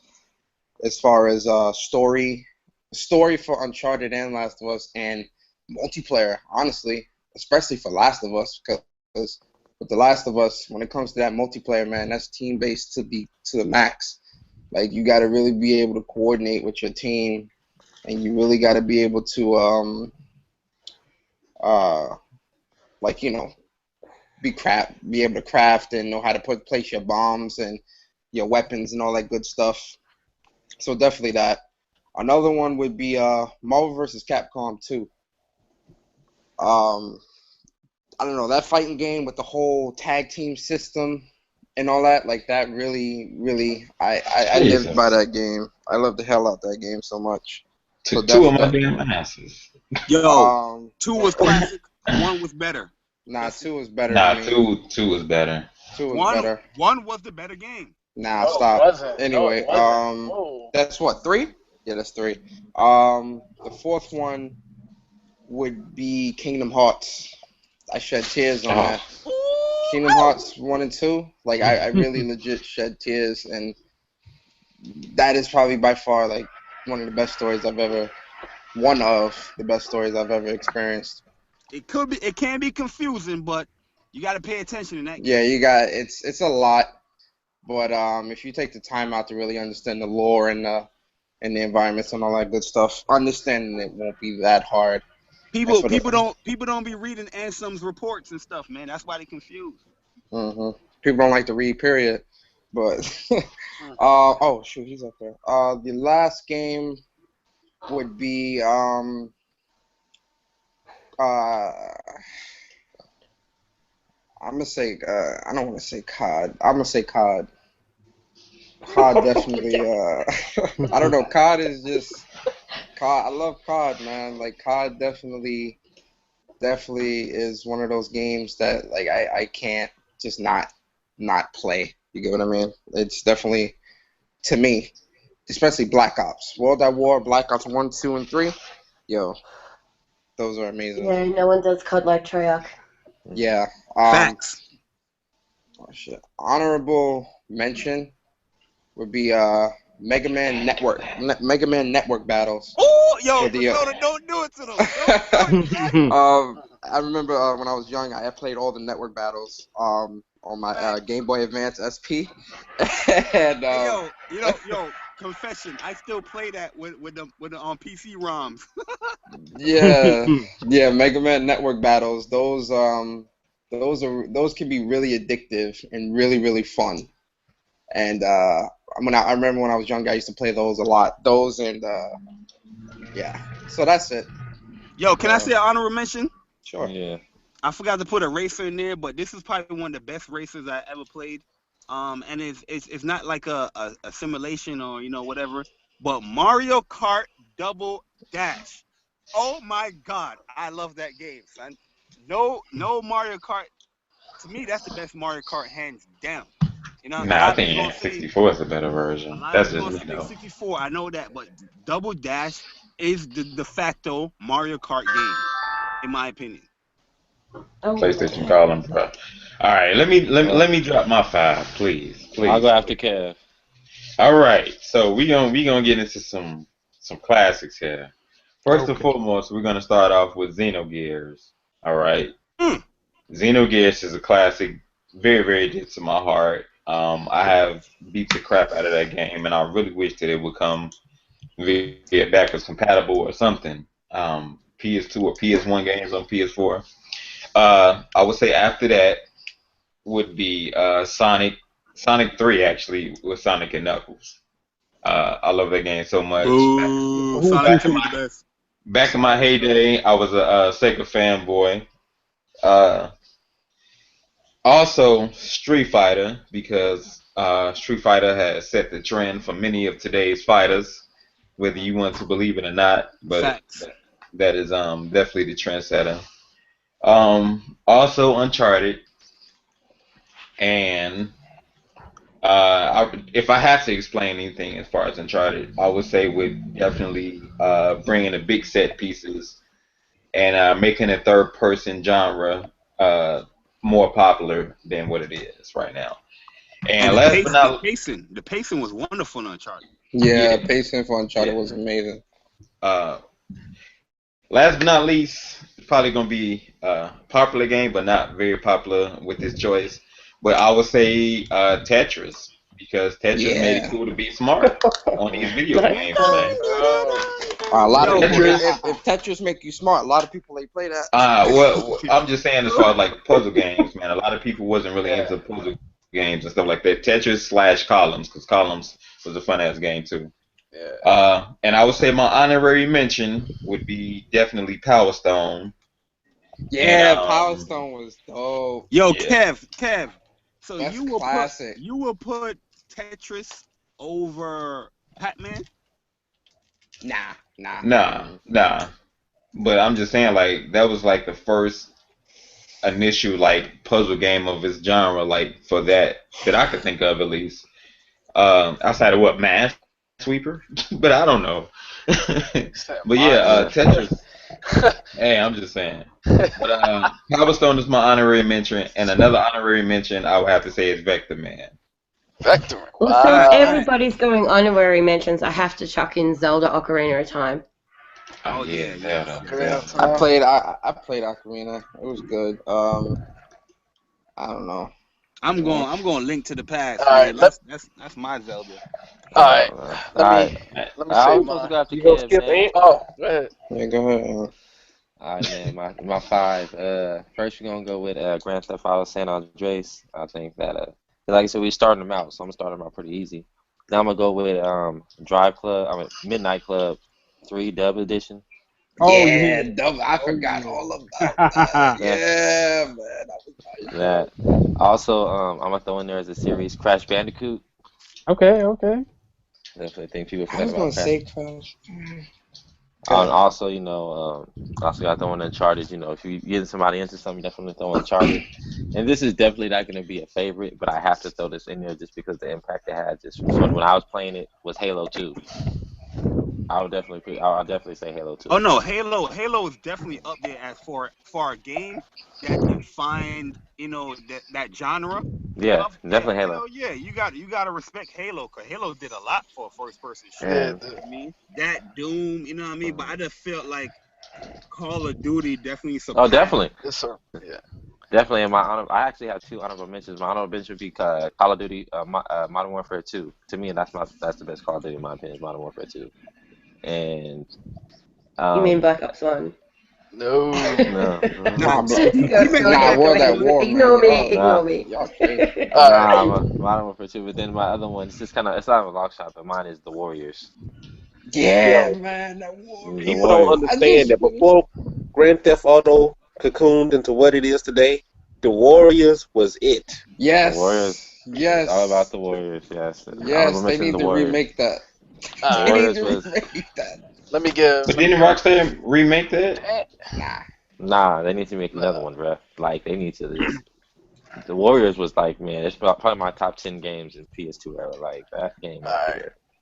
So the list was for games that define video games overall, right? So these aren't my favorite games, but I think these games are the games that they were the trendsetters. They set the bar for basically what we play today and how we play it, how we look at it.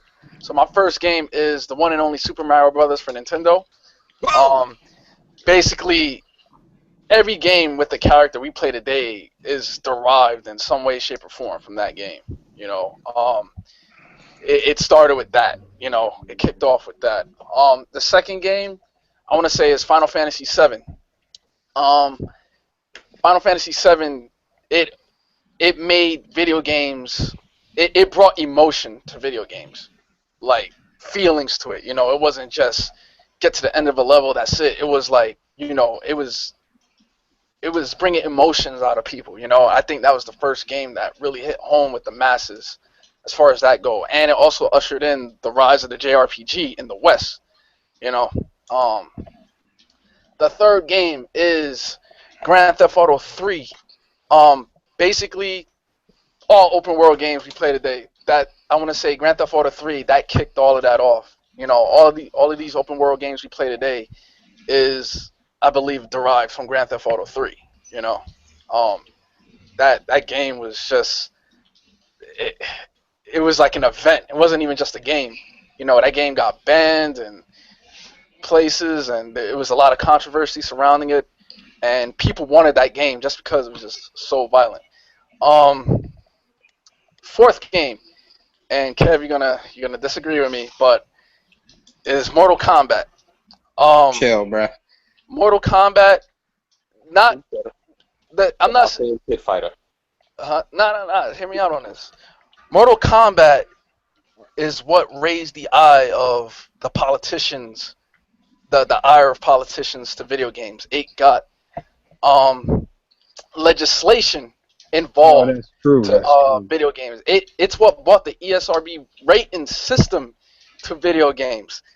That game, Mortal Monday, forever changed video games as we know it. Like it set a ball that is still in motion today. When you see politicians talking about, think of the children, this game is too violent, all this and that, it started with Mortal Kombat. Mortal Kombat was on the news. I mean, it was insane. You had to play it. You had to put in the blood code in the Genesis version, and you know, ABAC, that was the code. I'll never forget that. You know, I had the Super Nintendo version.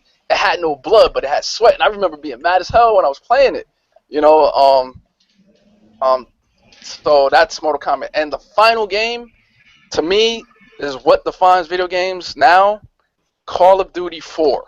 Call of Duty 4 is what I believe what ushered in the entire AAA or death mentality of gaming. Like, we didn't look at video games as indie, third party, first party, this, that, or the other. I don't think that really hit until Call of Duty 4 came out. And when Call of Duty 4 came out and all that money it made, it sent a message to not only people that made first-person shooters, but it sent a message to everybody that made video games that, hey, you know, this thing is printing money. You know, let's cater to a certain type of demographic to get that money, and that's why we saw games like Resident Evil 6 and stuff like, like Japanese developers trying to cater to Western devs and stuff like that, and that whole mentality of making iterative games every year, you know, that sparked off with, in my opinion, Call of Duty. So, Call of Duty 4, I should say. Even though I love Call of Duty 4, for better or worse, it had a very big impact on the industry. So that's my 5. Yo, that's definitely a respectable list in my opinion. I when you said Mortal Kombat, I was ready to give you the no, but you did give a very good point with that. Cause I remember that when I was younger and we used to talk about Mortal Kombat, we got in trouble by a teacher because that's how much disdain that game had when it came to like adults and stuff like that. So yeah, I remember that, yo. Yeah, it started a lot of stuff, man. A lot of dialogue, you know. That with, ABACABB. That started a lot, man. The blood code. Yeah, man. So that's what I think. That those games were the biggest influences of the video game industry, in my opinion. Yo, this question I asked in the PlayStation Nation All Stars group. Can anybody pull up that post and read off what other people have been saying as well as far as their games? I'm looking at it right now.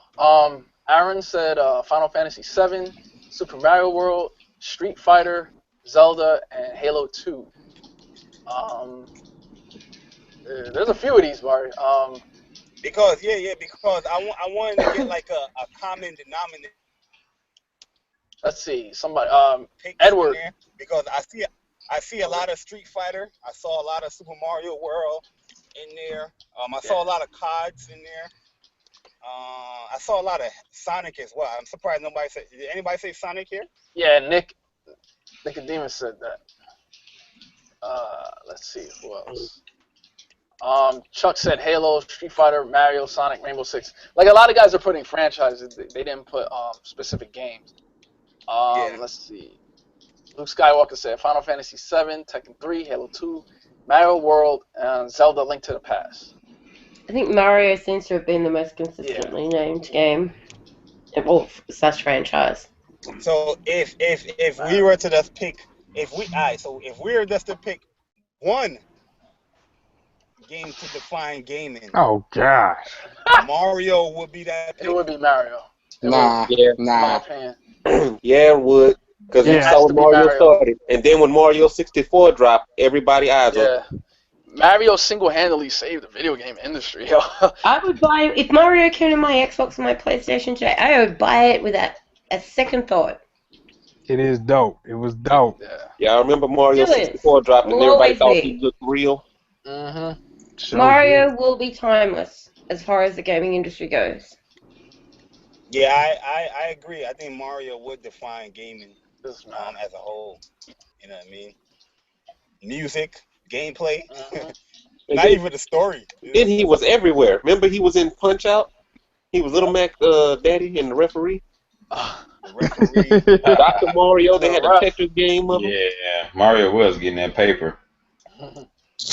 What do you mean? Then he said He's Mario stealing Kart. everything. What you mean? Yo, Mario Persona, you Tennis, said Mario Soccer. You said you disagree. So what game would you put there? As the most innovative game? I mean, as the... Yeah, it could be a franchise. It could be a specific one game, one franchise to define gaming to you. Because you say you disagree with everybody. It seemed like the common denominator in everybody's list is a Mario type game. But you said that you disagree if to be that number one pick. Yeah, it'd probably have to be, to me, personally, it'd have to be Pokemon. No. Why you going with Pokemon? Because, yo, I remember when I was a kid, man, Pokemon was everywhere. Everywhere, son. Them Pokemon cards at school, man, if you had them holographics, you was considered the shit. And fucking all the games that came out and the lore behind it and the popularity and just everything that has trickled down from Pokemon, it's massive. And to me, I think that was real big. Do they still in the gaming industry. Pokemon? Do they still do Pokemon cards? Yes, they do all of that. All of that, bro. Okay. I wasn't sure if they went all digital. Everything. Okay. But that's personal for me because Pokemon, I was playing Pokemon for a very long time. That's just personal. This isn't a shot to you, but I can see that for you as opposed to where we come from. Cause I don't get that. I don't get that at all. Because of the generational I don't get that at all. No, I don't get that at all. Because you didn't grow up with Mario. Mario was already there. Like, if you would have came up with Mario like we did, you would. That doesn't make any sense to me, but okay. Of course it doesn't, because you don't like to listen or read. But Oh, dude, time for those outros. But I'm just saying, like if you would have grew up with Mario, like so that means because I didn't grow up with Mario, the reason why I don't agree with the common denominator, that denominator makes me an outcast and someone that doesn't know. I'm not saying you're an outcast. I'm just saying you can't relate to the Mario because you didn't grow up with Mario. You grew up with Pokemon. No, but you got it. But I played Mario though. No, but it's not like I didn't play them. You weren't there when Mario first came out, and then you saw the progression from Mario 1 all the way through. You didn't see from Donkey Kong. The same way you're looking at Pokemon is how we looked at Mario when we was coming up. That's what I'm up. trying to say. It was everybody. It was Mario. Yeah. Everything. gotta- Everybody. That's what they talked about. Yeah. Could you beat it fast? Did you? I mean, people were making up ways to play Mario. Like speed runs became a thing because of Mario. But then it would also be speed run without killing anybody. Speed run with killing everyone. Speed run. I mean, it was crazy. Before Mario, I remember all that stuff was crazy. Before Mario on the NES, it was like the Dark Ages, man. Like it was like the Can you imagine going from Pong and Battle Tanks to Mario? Yeah. Like that was mind breaking. Like yeah, it was dope. Sitting there with a green screen with like black icons moving and square blocks just going across. You go from that to Donkey Kong, and then from Donkey Kong comes Mario, and it all takes off. Yeah, that was crazy. I still don't understand that, but okay. Pokemon is definitely it's up there. I'm not gonna sit down and deny that, but like say you go to somebody that doesn't know anything about gaming and ask them, say, what video game do you know, or what name of video game? I'm pretty sure people's gonna say Mario before Pokemon, because that's just a name that, regardless if you didn't play games or not, that's something that you can relate to. As far as somebody you're a parent and you screaming at your child, say, yo, stop playing that Mario. Yeah. What the? Yeah, I would say that one game has to be Super Mario Brothers. But no, I mean that's his opinion. You know what I mean? You're not gonna shoot him down. I already was shot down, but that's fine. Cool.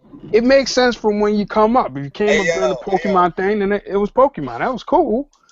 In the famous words but that's the thing I'm trying to say. I was playing Pokemon, Mario, Donkey Kong, Zelda. I played all that shit. So I don't understand how me feeling the way that I do means that I don't understand where Mario came from. I don't get that at all. No, it's not that.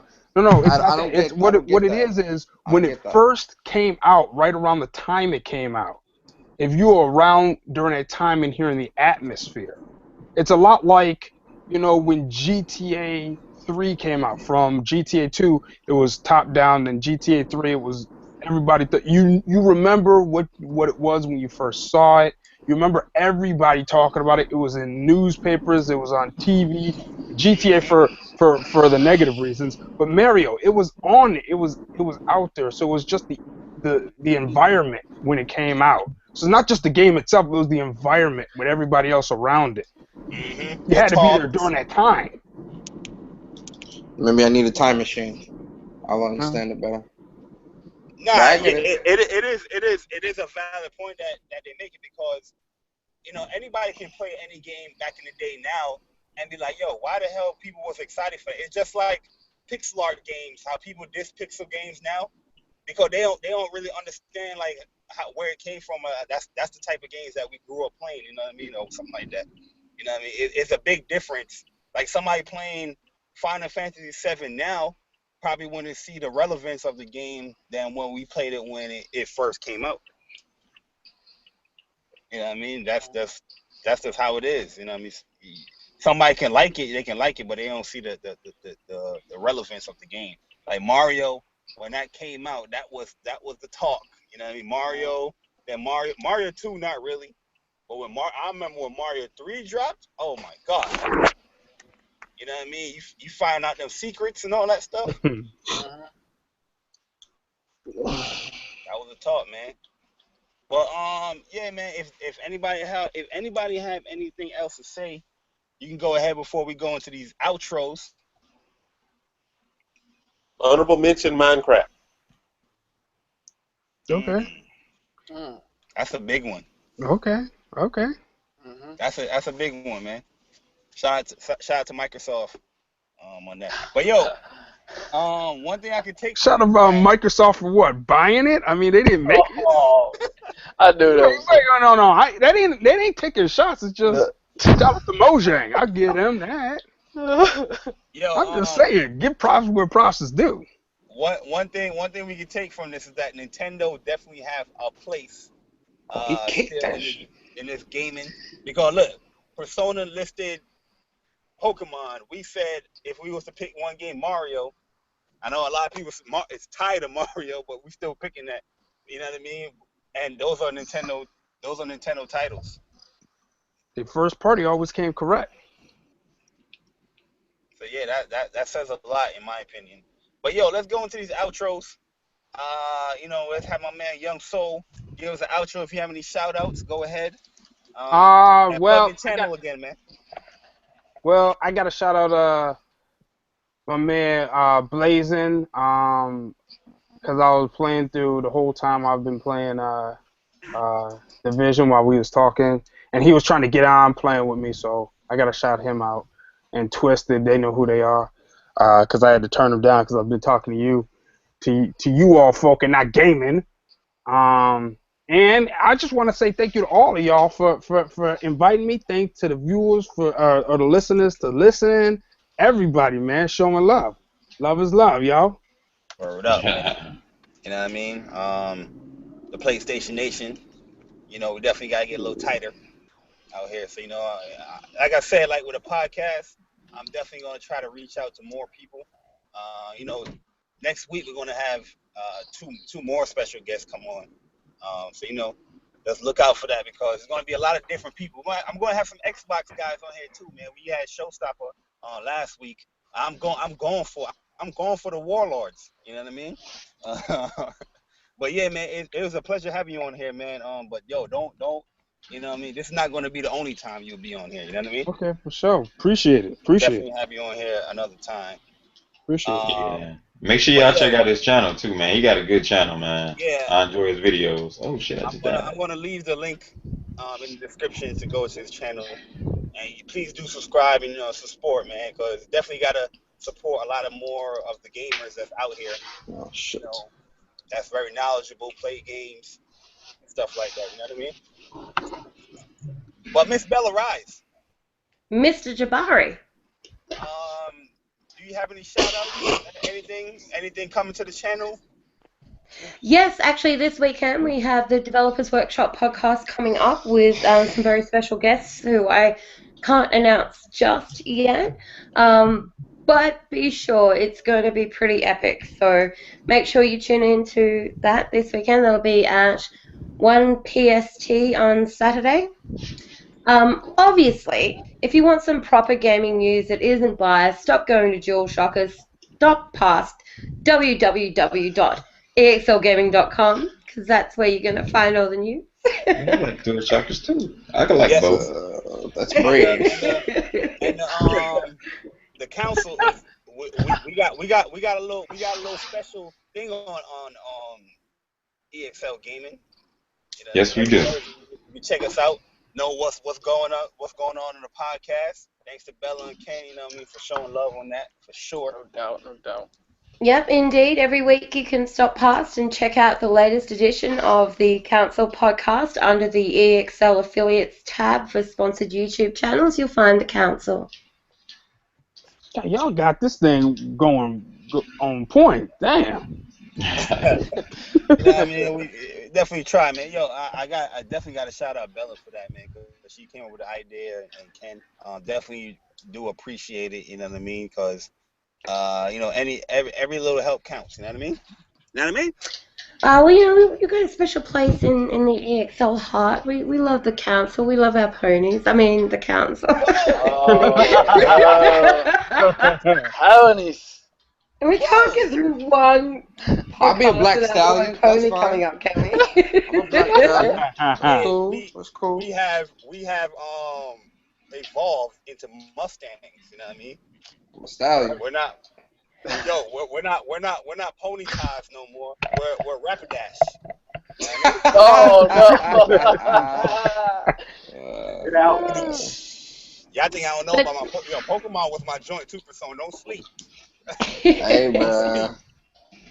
No, seriously, it's always a pleasure being here. I really appreciate you guys having me back on again. It's always nice to be a little argumentative and push the envelope a little bit and challenge everybody's convictions. Oh yeah, no doubt. I stand by my convictions. But yo, I believe that it Mr. Waves himself. Can we get an outro, my G? What's up, y'all? You know what I'm saying? I want to say thank you to the special guest for coming on to the podcast. I know I've been a little bit quiet, but, you know, sometimes I'm just quiet, yo. But, you know what I'm saying? Come check out the channel. Come check out everybody else's channel. Thank the whole council for being here. We're about to start streaming the division as soon as this is over, so holla at your boy. Yo, so what's new coming to your channel, man? Shit, you know, got some surprises coming. Got some new games coming up. Got some, you know, doing some little things, man. When are you gonna bless us with a video, my G? When I stop, when I stop being bro. lazy, man. That's really the issue. I'm just lazy, man. Just want to get up and do it. It's not even the fact. I have a whole bunch of gameplay. I just don't. You know what I mean? You guys play too much game. You guys start making videos. Yeah, you're right though, man. I gotta start dropping some more vids, my G. Nah, I'm just messing with you, man. You know what I mean? No pressure. But I will. Nah, you right though. Nah. I take constructive criticism. Nah, real talk. I didn't even stop dropping some videos. Real talk. Yeah, you know, you gotta be like Michy out here, man. Drop these videos. Stitch gang. Nah, I'm messing with y'all, man. I'm messing with y'all. But yo, Mr. Ken Masters, aka Digital Falcon, aka Ken Masters. Sure you can. Oh, you can. I just want to say thanks for everybody that's listening.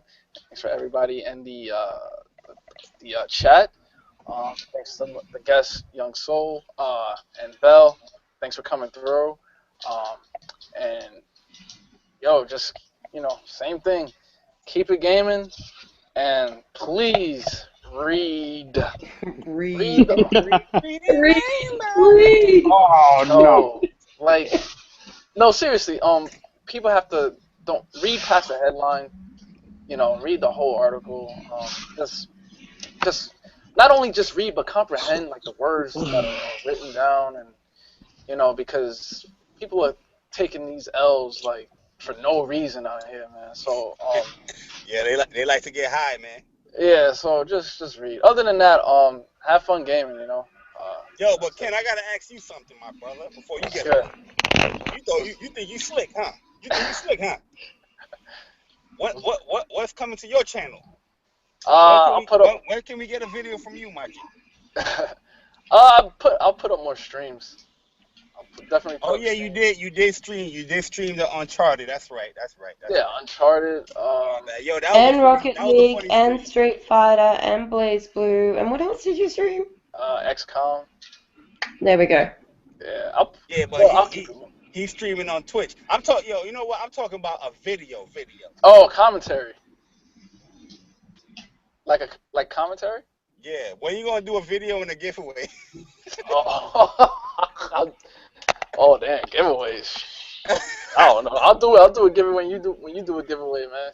He's happy to give away advice. I'm more than happy to give that away every stream. Yeah, tell him, Ken, you'll give him your thoughts. They're all free. Hey yo, man, people want these giveaways out here, man. You know what I mean? Man, look, if I gotta buy your views, you can eat ass. Oh. Oh my God. Damn, Michy. That was Michy Battle that said that. Feel free to subscribe if you want to. I 100% agree with him. I'll definitely put up more streams on commentary videos. See, the thing about my No, I know. It's just like I don't know. Ken about to go deep thought. Go ahead, say it, brother. Nah. I don't know. I mean, I guess it's just laziness. That's a big part of it. But my views, they would get attacked like left and right. I don't feel like dealing with a lot of these weirdos. You know what I'm saying? But I don't know. I might hear every word just because you associated with the council. Trust me. You're the opposite of BGH. I hear you, man. I hear you. Yeah. Don't worry, I'm working him up to his next one. I made him pump out 2 or 3 so far. We'll get another one out there. You gotta pump them out. Yo, Michy. Yo. Right in the sand. You thought I wasn't gonna say, huh? I hope No, wait. There's a blow for eternity. What up, everybody? It's your boy Michy. First off, shout out to my beautiful wife who's still playing Call of Duty. Playing a whole podcast, damn it. Hopefully she'll get started on the division this weekend so we can run around killing people together. Because unlike certain people that I roll with, she is heartless. And I don't know if y'all know how I get down on the division. But if I see you and you not in the party chat, you probably getting shot. If I see you and you in the party chat, but you not in the party, you probably getting shot. So 9 times out of 10, somebody getting shot. And I don't care. I'm going to die. I'm going to come right back through the front door of the safe house. Be waiting, because it's going down when I see you. I'm not one of those tactical people. Let me sneak around the back and go sneak up on this person. No, that ain't me. I'm going out the front door. Shout out to all the female gamers. Thank y'all for playing and being interactive in gaming without being so interactive, if you know what I mean. Shout out to all the people on Final Fantasy. I took up a collection on Final Fantasy 14. We're trying to bring Fable Legends back. Yeah, we've been passing that collection plate around. So far, we're around like 300 million. What is this money called? Gil? Yeah, we're around 300 million. So, Lionhead Studios, we got your back. Also, shout out to Xbox Live. Y'all finally won a week. Oh boy. And you were good. Except for the Twitch app. You were good this week. Thank you for having good news. Let's see, what else? Shout out to the Houston Texans. You have failed signing Brock Osweiler for $72 million. Stop getting these backup quarterbacks. Draft somebody or get somebody proven. That's pretty much it.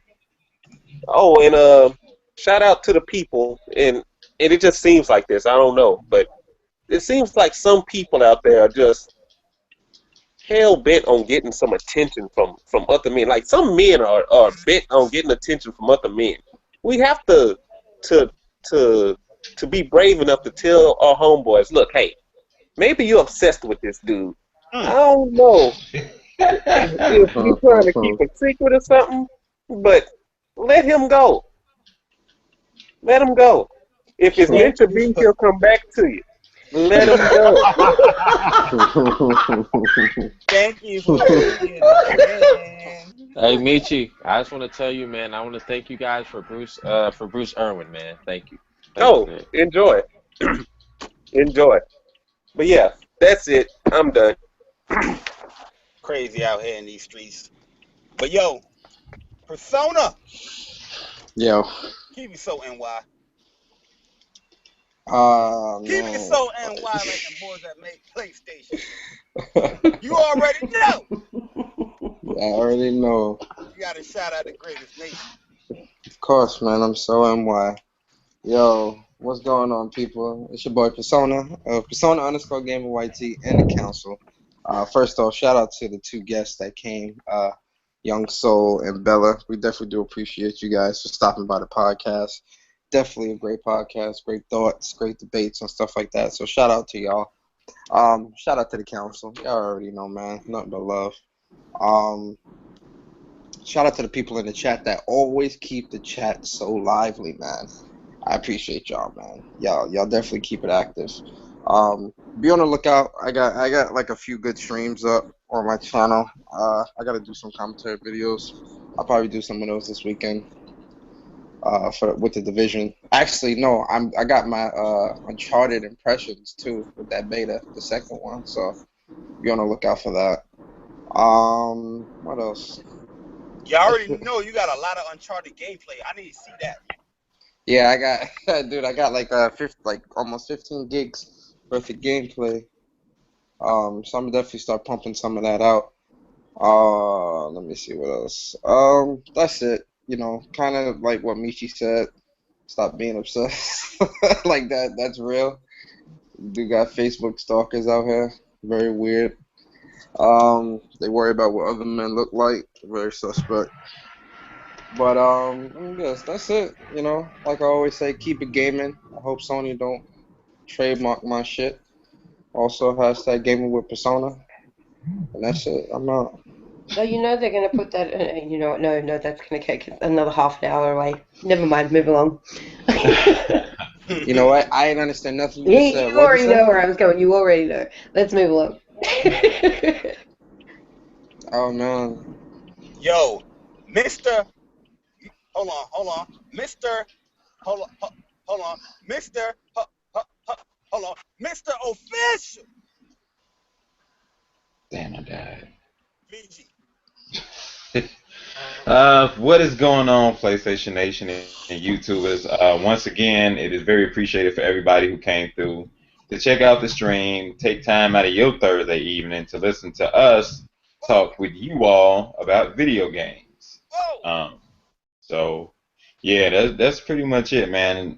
Shout out to the Gamer Wives. Shout out to the Gamer Chicks, the real Gamer Ladies. Oh yeah. Just everybody who just, you know what I'm saying, supports the council. Keep it positive. Like I said before, also make sure to sub to the homie YoungSoul channel. Very good content, very entertaining. Make sure to check him out. And last but not least, make sure to check out BigCheese's channel or my last video for details about how you can win Uncharted 4 or No Man's Sky. So, yeah, man. Just much appreciative to everybody who came through. That's pretty much it.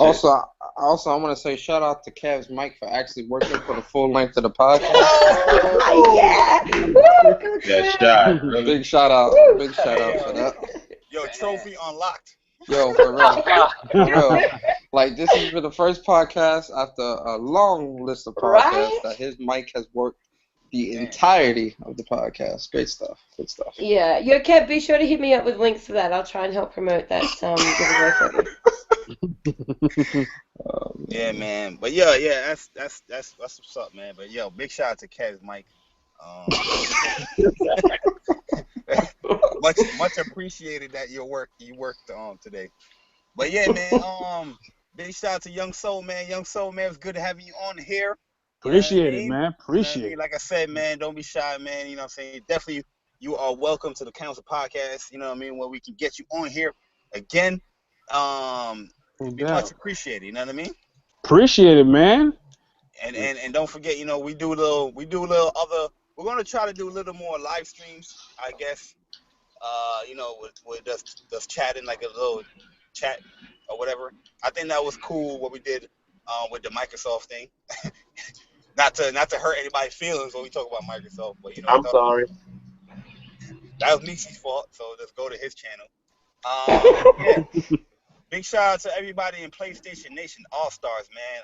The group has definitely grown a lot. A lot of activities going on in there, and I definitely like what I'm seeing. No real trolling is going on in there either. You know what I mean? Not to knock on wood, but it's been going pretty good. Like, you know, people's talking about the games that they playing. You know, Street Fighter, all that good stuff. Definitely like it a lot. What's going on inside the group.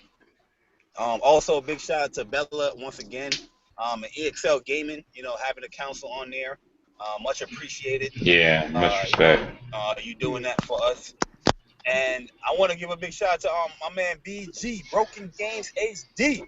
Broken Games HD, he came through this weekend on some Uncharted beta, and he played with the God Squad. Yo, he left because we was winning too much. Yo, BG said, yo, we winning too much, man. I'm out. But you know what I mean? Yo, it's definitely going to be on and popping when the game comes out. You know what I mean? Hopefully we can set up some challenges, you know, versus his team versus our team. Do a lot of that stuff. You know what I mean? When it comes to Uncharted. Because you know the God Squad. We beast out. You know what I mean? But, yeah, big shout out to on that. But, yo, like I said, with the Council Podcast, you know, I'm definitely going to be reaching out to a lot more people, you know, to come on to the podcast. You know, people that you never would think will come onto the podcast. I'm definitely trying to get them on here. You know what I mean? Just to hang out with the PlayStation Nation, you know what I mean, and get their thoughts out there. You know what I mean? And plus, I want to make sure that, you know, this console war stuff, is fun and all, but you know, it's not that serious. Where you know, an Xbox guy can't come onto the podcast. You know what I mean? Definitely don't want to make it seem like there's some division. No pun intended. Show us that there's some smart Xbox guys out there. Nah, Nobody ignorant. even the warlords, man. I'm going after them. They coming on, man. You know what I mean? Hopefully the council can treat them right. I'm joking with that. But yeah, man. That's pretty much it, man. You know, it's a big shout out to everybody that came through. You know, once again, with the podcast, man. I definitely appreciate everybody coming through and showing some activity in the podcast. It's much appreciated that people come through and listen to our 2.5 to 3 hour podcast every week, man. I'm definitely loving that. But yeah. And shout out to your mobile phone's 3G connection for sticking it out this long. Oh yeah. Big shout out to Sprint. Big shout out to this copper. I'm trying to be quiet because this copper's right now. But nah, yo, episode 71 is in the books. And with that being said, with all podcasts, we end with Stitch wanted to dedicate a song to Fable Legends. Oh, yeah.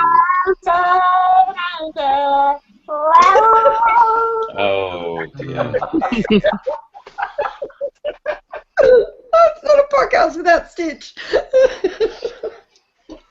Oh man, that's all bad. And we go.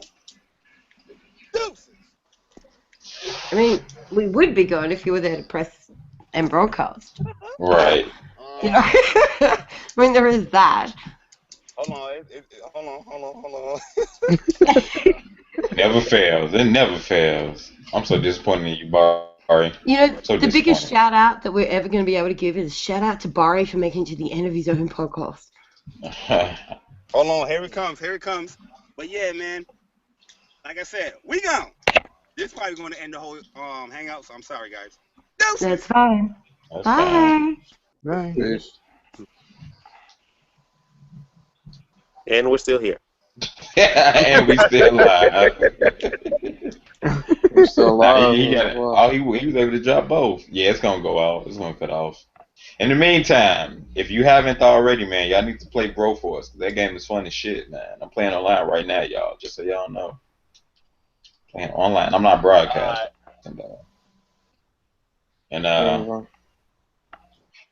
And hopefully we can get a GoFundMe page for all the New Yorkers who endure eating rats to get by and battle the New York Subway rats. What we need to do is find some more patches of land, donate some patches of land for all the dead bodies that's laying around in Chicago. Man, look, ever since Persona started playing the Division, he became a savage. Oh, man. Shit, that was a good one. I'll be back. Hopefully your rats let you back for next week's podcast. The rats whispering, hey, say this.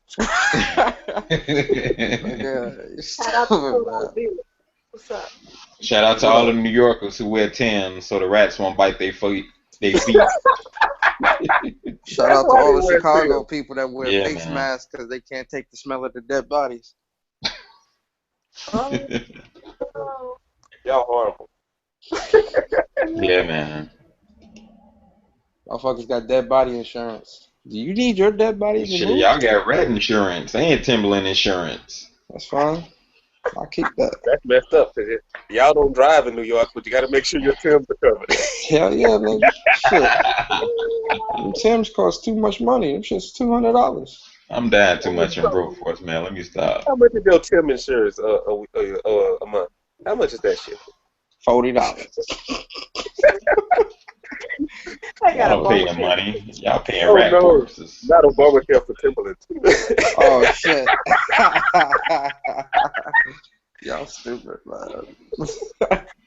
Y'all stupid as fuck. Alright, I'm officially gone, man. I gotta get